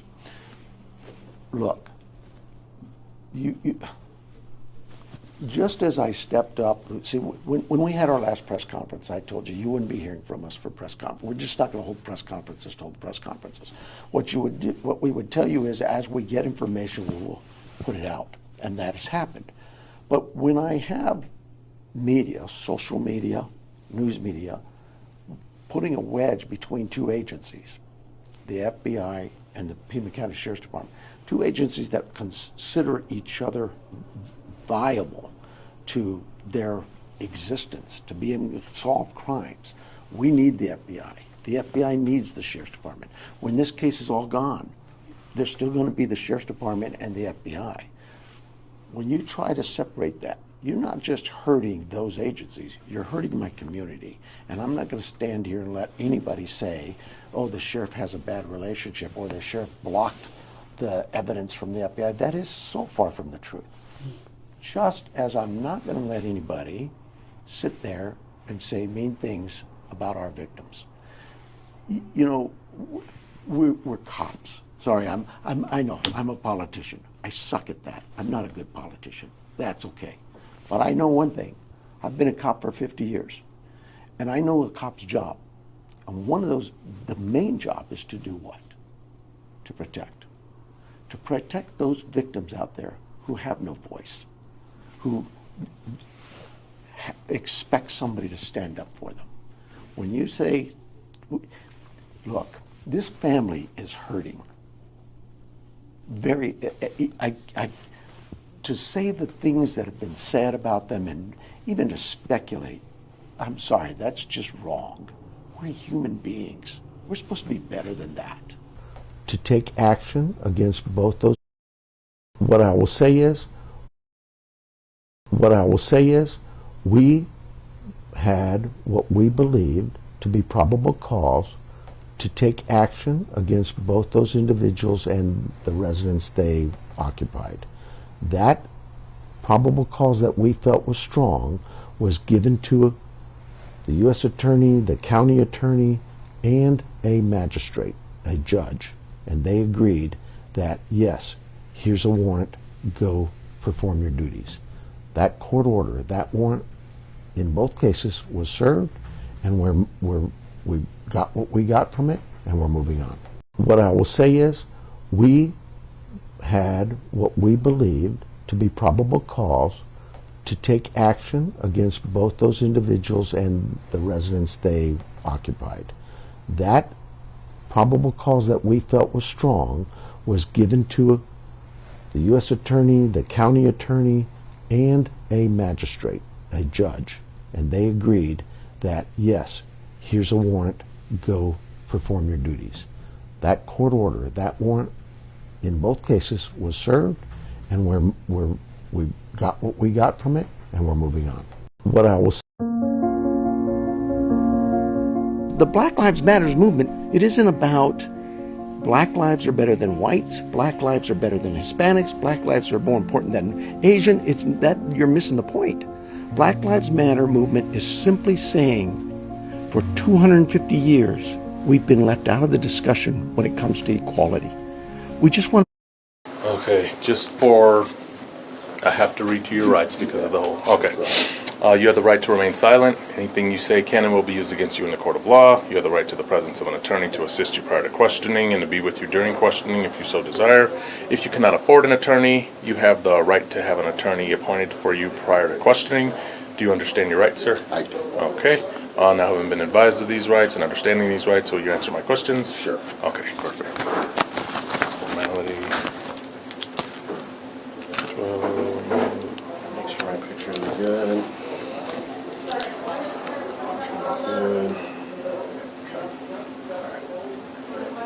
Okay. You're the only one that handled the bag today, Yeah, to your knowledge? Well, my wife may have it, yes. Okay. Yeah. And that is your firearm? Yes, it is. Okay, perfect. It's a department issue. Department issued, okay. I will. Where are you traveling today? We're going to Laguna Beach through LA. LAX, I think is the flight is still going. Do you remember packing the firearm? You know, I or is did. it- So last night we had a election night, so we went. We went to the Star Pass Resort, stayed there. I had the gun in my car. I didn't want to leave it in the valet, so I stuck it in that bag, the backpack. Took everything to the room. Got up this morning in a rush when we were late, and just threw everything in. Okay. Okay. Have you guys, what all have you gone over with him, or? I handed him his notice. Okay. And then I let him know that you were coming up. Okay. And then as soon as you get done, I'll advise him what Do the your steps thing. are. Yeah, Oh, whenever okay. you are done, sir. Let me contact my chain. And You do our your chain, and then I'll tell him what and the you'll next do the step thing. after you do yours. Perfect. I got this info. And your phone number is this 465? Yes. Okay. To do what? To protect. To protect those victims out there who have no voice, who expect somebody to stand up for them. When you say, look, this family is hurting. To say the things that have been said about them and even to speculate, I'm sorry, that's just wrong. We're human beings. We're supposed to be better than that. Staying on this topic, you called the suspicion toward the family cruel and wrong, going to your statement. Yes. But your department did conduct multiple searches. I know you're doing your job at Annie Guthrie's house, at Nancy Guthrie's house. There was some focus initially about the son-in-law dropping Nancy off, and then it changed to the family But term. isn't that the natural progression of any investigation? Yeah. Is to go and see, okay, who last saw our victim? Who is it that talked to him? What do they know about him? And when did they last see him? And naturally, you're looking into that. I think Understood. the family knows that. But my goodness, at some point in time, when we've done all this family has cooperated 100%. 100% everything we've asked for them. Everything. Their cars, their phones, their computers, their statements. They are victims. Do you acknowledge that, those actions, part of that investigative process, sort of created those optics that you see in the media, or is this social media's fault? YouTubers, true crime pundits? Transparency, particularly from law enforcement. I think you go back a couple of years ago, George Floyd. There was a great demand for it. I'm now seeing transparency take a different turn. And in my mind, I kind of go, wow, no wonder so many chiefs or sheriffs hid from the cameras, didn't want to face that scrutiny. Transparency is not only good, it's needed, but there has to be a balance when that transparency goes, that people understand that there still is a criminal investigation, that criminal investigation touches people's lives, could mean people's lives, and that transparency is set up so that we can have communication with our community to give us leads and tips on things that might be critical to us. But I can't share the whole case with them. I can't just open up the doors and say, here it is, you guys. No, it is really about, for me, you have to be, look, throw your rocks at the sheriff. Make the politics what they are. The sheriff's a bad sheriff. Good. Do all that white noise back here, because that's all it is to me. but you cannot attack my victims, and you cannot put a wedge between agencies that are working hard 24/7 to solve a case. This is two-parted, but it's been 16 days. There's been 4 ransom demands at least. At what point does it stop being a rescue and become a recovery mission? And can you finish off by addressing the camera and giving your message to the person or persons responsible for Nancy's abduction? Your question really is on, again, the sheriff's belief from day one that Nancy's still here. You have no proof, nobody does, that she's not, that she's deceased. They ask me, do I have proof of life? I ask them, is there proof of death? I'm going to have that faith. And sometimes that faith, that hope, is all we have. My team, 400 people out there in the field today, woke up this morning and went out there with the hope and the belief that they're going to find Nancy and she's going to be okay. That family has that hope and belief. I'm not crushing that. We're going to continue working this case every minute of every day. And we will find her. And we will find you. The individual doing this, let her go. Just let her go. It will work out better for you in the long run. Trust me. Just let her go. Take her to a park. Take her to school. Take her to a hospital. Just let her go. I put it like this. Everybody, particularly the Guthrie family, but everybody has been very cooperative with us. There's nothing to indicate she's not. So I'm not going to go there. Thank you so much. I appreciate your time. Thank you to your department for doing this interview. Sorry for cutting you short, but yeah, thank you. Appreciate it. Thank you, guys. You Bye. bet. I'm going to ask you just a slew of different questions within the case, starting with, have you been able to clear any of the Guthrie family members? Well, I put it like this. Everybody, particularly the Guthrie family, but everybody has been very cooperative with us. We've done a number of interviews and investigations and taken DNA swabs from a number of different people. They've all cooperated with us. And we look at what their stories are and we go, okay, the Rio Rico case, perfect example. That young man, we got a search warrant, went search his house, and he talked to us. We thought, okay, makes sense, and we left. But is he clear? Well, no, we don't know that. We don't think there was anything else to get from him at that time. But what if we end up, because all that evidence was taken and submitted for DNA, what if that DNA at that search warrant scene shows that Nancy was there? It's not clear. So the family, I'm going to say this real careful. They are under tremendous pressure and tremendous grief. And I think it's really irresponsible for anyone to start pointing fingers that way. They have been nothing but cooperative with us. But I think cooperative and cleared are two different things. I know, but the evidence will take us there if that's the case. Right now, we are working close with that family, and yeah, our hearts go out to them. So they are not cleared as of now. Nobody's cleared. Nobody's cleared. Okay. I know there's still a lot of investigative efforts going on at Nancy Guthrie's home, at Annie Guthrie's home, and around southern Arizona. My question for Nancy Guthrie's home is, if there are continued investigative efforts, why is there no crime scene tape up? So I don't know where this started, but let's go back to the beginning. Mm-hmm. Our team gets a call. We're looking for search and rescue efforts. Shortly around 2:00, I get a call. I said, we need to turn this up. This could be a homicide, could be a kidnapping. And so we go that direction. They work it. I was out there till probably around midnight or 1:00 and went home. And when I'm out there, I'm not in the scene. People report that. That's not my role. I'm there to ask, what do you need? What does my team need to get? What resources can we get to accomplish? And we move on. They were out there probably till 7, 8 o'clock that morning. That's a Monday morning. I now start getting calls and I field all the media, but I realize that the national media is getting involved, and it's like I'm there on the phone in front of cameras like this from 9 a.m. to 9 p.m. I can't do that all day and still get this job done.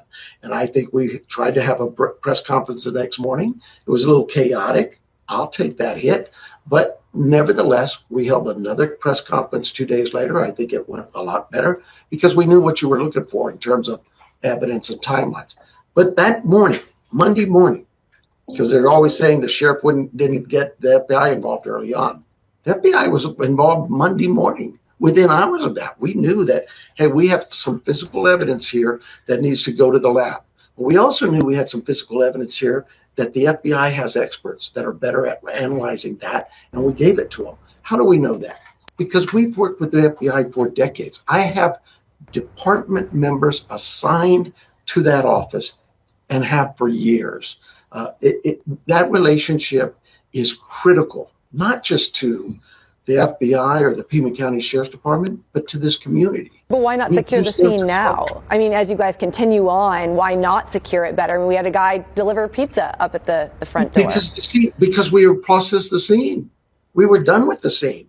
The FBI, when you saw them come back, that would be a normal situation. They come in and say, hey, we're looking at this electronic stuff. Can we go see the house? Absolutely. And so they go back. There's no evidence gathered there. It's like yesterday. They were there at the scene doing what? Taking measurements to see, that video we have of that individual, that's critical to us. So are they not taking new evidence, not seizing new evidence from the home right now? I'm sorry? Are they not collecting new evidence right now? When you say that part's done, they're just taking measurements. Are they not taking any more evidence? We have to understand what you're speaking of evidence. Are they gathering pieces of evidence off there and taking it in? No. What they're doing is they're doing some analysis of the evidence we gathered to see what can fit. Yeah. Okay. Obviously, it's no secret to you. There's been a lot of talk about tension between your department and the FBI and the controversial where the DNA is being tested, where the evidence is being tested. Can you just clarify the order here? And did the FBI want to test something at their lab, which is typically known to be the pristine lab? And did you say no? So their lab is a great lab. We've used them before. They've solved cases. Our lab is a good lab, too. We've used this lab for 40 years. So it's not like, oh, whose lab is better? They're both very capable labs. What happens is in these kinds of situations, we make a decision. We sit down at the table and talk. Investigators the sheriff doesn't make that decision. Investigators sit down and talk about it. What's the best strategy here? What happens is we had submitted our DNA to a lab for analysis. The FBI took the camera images and did that. When those camera images came back, what happens? FBI shares them with us. Right. When our lab reports come back, we share them. We now have a glove we found. Somebody found it. Not at the house. Somebody reported that. It's 2 miles away. But we're not going to disregard that. That'd be silly.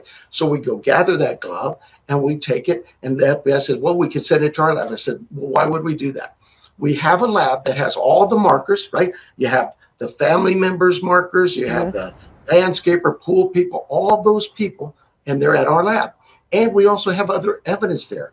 We had evidence from the Rio Rico search warrant scene.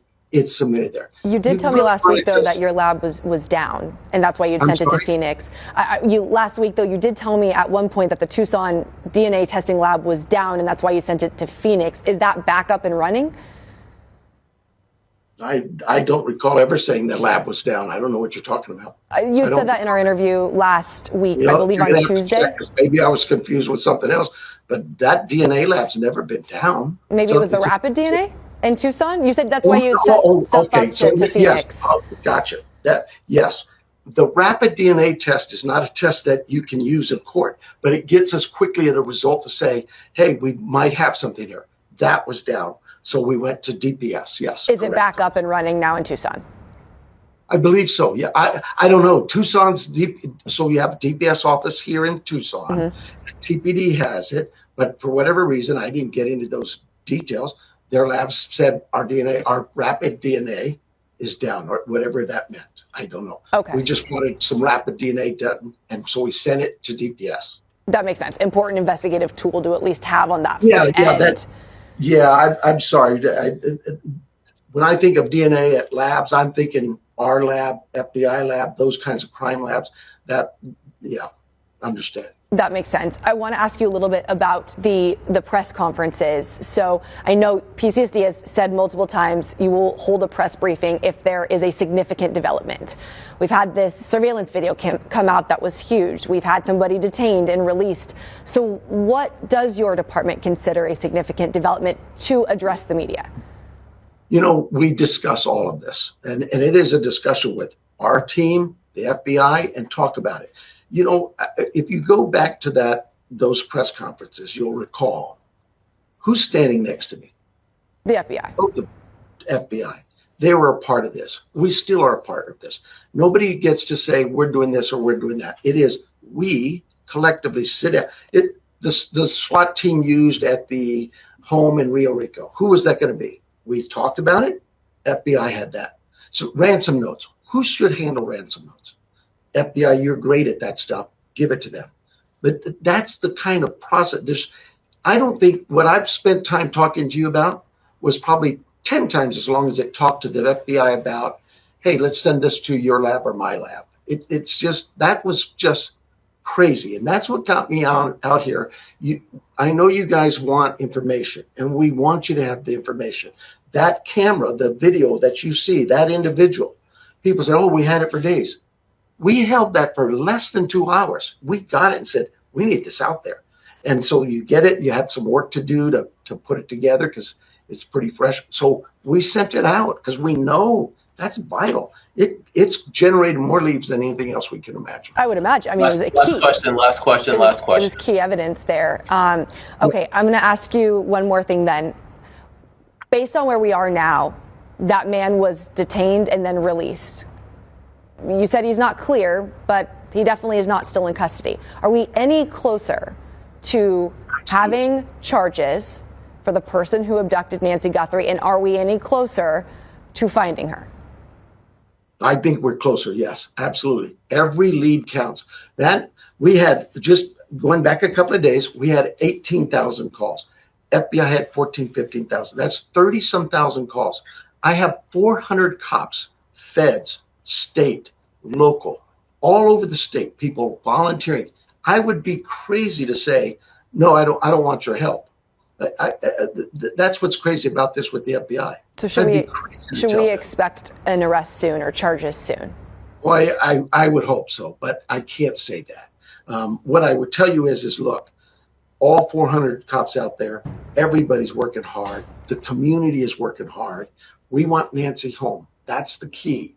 Does it happen in an hour? Does it happen in a day, a week, a month, a year? I don't know, but I know this. We're not going to quit. We're never going to give up. My very last question on that, just based on what you said, is this still a rescue mission, or have you shifted into somewhat of a recovery mission? Where does that stand today? Every time we go out, we're looking to rescue somebody. Viewers asking, where is Savannah Guthrie? After her unexplained absence from the Today Show since Wednesday, many are wondering if it's related to her mother Nancy's disappearance 159 days ago. I cry every morning on the way to work, and I cry every morning on the way home. According to our ET source, Savannah is just off for a few days for summer. ET was with her colleagues Carson Daly and Dylan Dreyer at the American Century Championship presented by American Century Investments. They told us how they continue to support Savannah. She's incredibly brave. It's amazing she comes in every day and does the job that she does despite what's happening. Every day she wakes up to a nightmare. The days she's struggling, be there for her. Just like I got you. To come on and just share a few thoughts as we enter into another week of this nightmare. I just want to say, first of all, thank you so much for all of the prayers and the love that we have felt, my sister and brother and I, and that our mom has felt. Because we believe that somehow, some way, she is feeling these prayers and that God is lifting her even in this moment and in this darkest place. We believe our mom is still out there. We need your help. Law enforcement is working tirelessly around the clock trying to bring her home, trying to find her. She was taken and we don't know where. And we need your help. So I'm coming on just to ask you, not just for your prayers, but no matter where you are, even if you're far from Tucson, if you see anything, if you hear anything, if there's anything at all that seems strange to you, that you report to law enforcement. We are at an hour of desperation, and we need your help. Hi there, everybody. To her mom, Nancy Guthrie, who's been missing for over 3 months. The Today co-anchor shared an emotional Instagram reel of family moments with her mom. The caption reads, "We will never stop looking for you." 84-year-old Nancy remains missing from the Tucson, Arizona area. No suspects have been announced or publicly identified. Guthrie urged the public to submit tips, writing, "We need help. Someone knows something that can make the difference." Guthrie's husband, Michael Feldman, also posted a Mother's Day tribute, calling his wife the strongest person I know.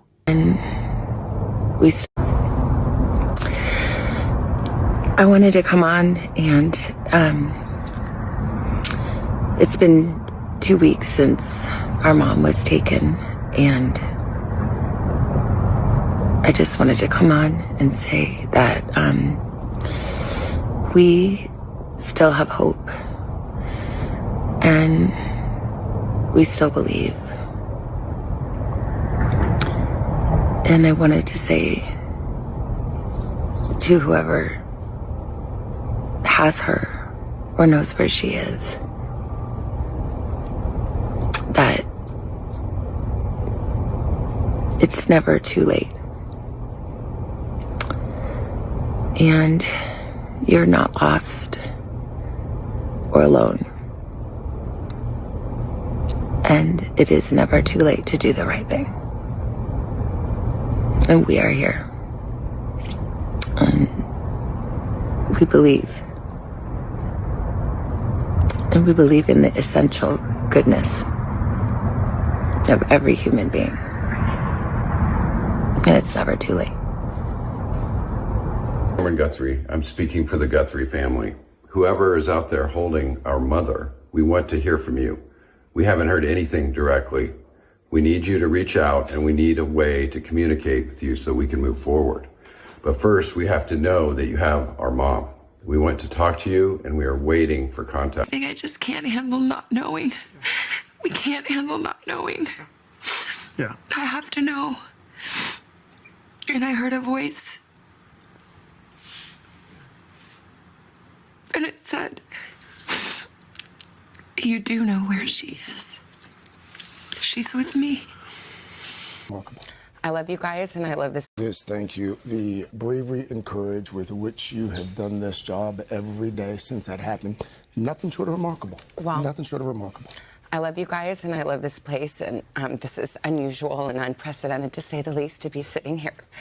But, you know, I don't have any comment on the story, and I'm not involved in our coverage. But I can't pretend I'm not here. And so since I am, I wanted to just take the opportunity to ask people, to beg people to come forward. Somebody knows something. And this is a news story today that is on your radar, but this is the life that my sister lives, that I live, that my brother lives, that our extended families live, that our children live every day. And we are in agony. And we cannot be at peace. So no matter how much I try to come out here every day and smile and find that joy, and I will, I promise I will. This is a moment to tell you that we need your help. We're begging for your help. And I'm not going to miss that opportunity. And so please, if you're watching, no matter how small, the reward is there. You can tell us. It can be anonymous. Please do the right thing for us, for our family, for our children. And we love our mom, and we'll never stop looking for her. Never. To your point, if you have any information, if you're watching. Somebody who was trying to put together as best they could what they thought would be the best option there. But the one thing that I absolutely am 1,000% certain of is that it said, "We are truly sorry." And I have seen conflicting reports from all over the internet and all over different outlets. I am sure that there was an apology. And my former station is reporting the same thing too, because they have the note. So that part, yeah, is certain. Oh, I believe you because you saw it. I always go to the first person for the report. And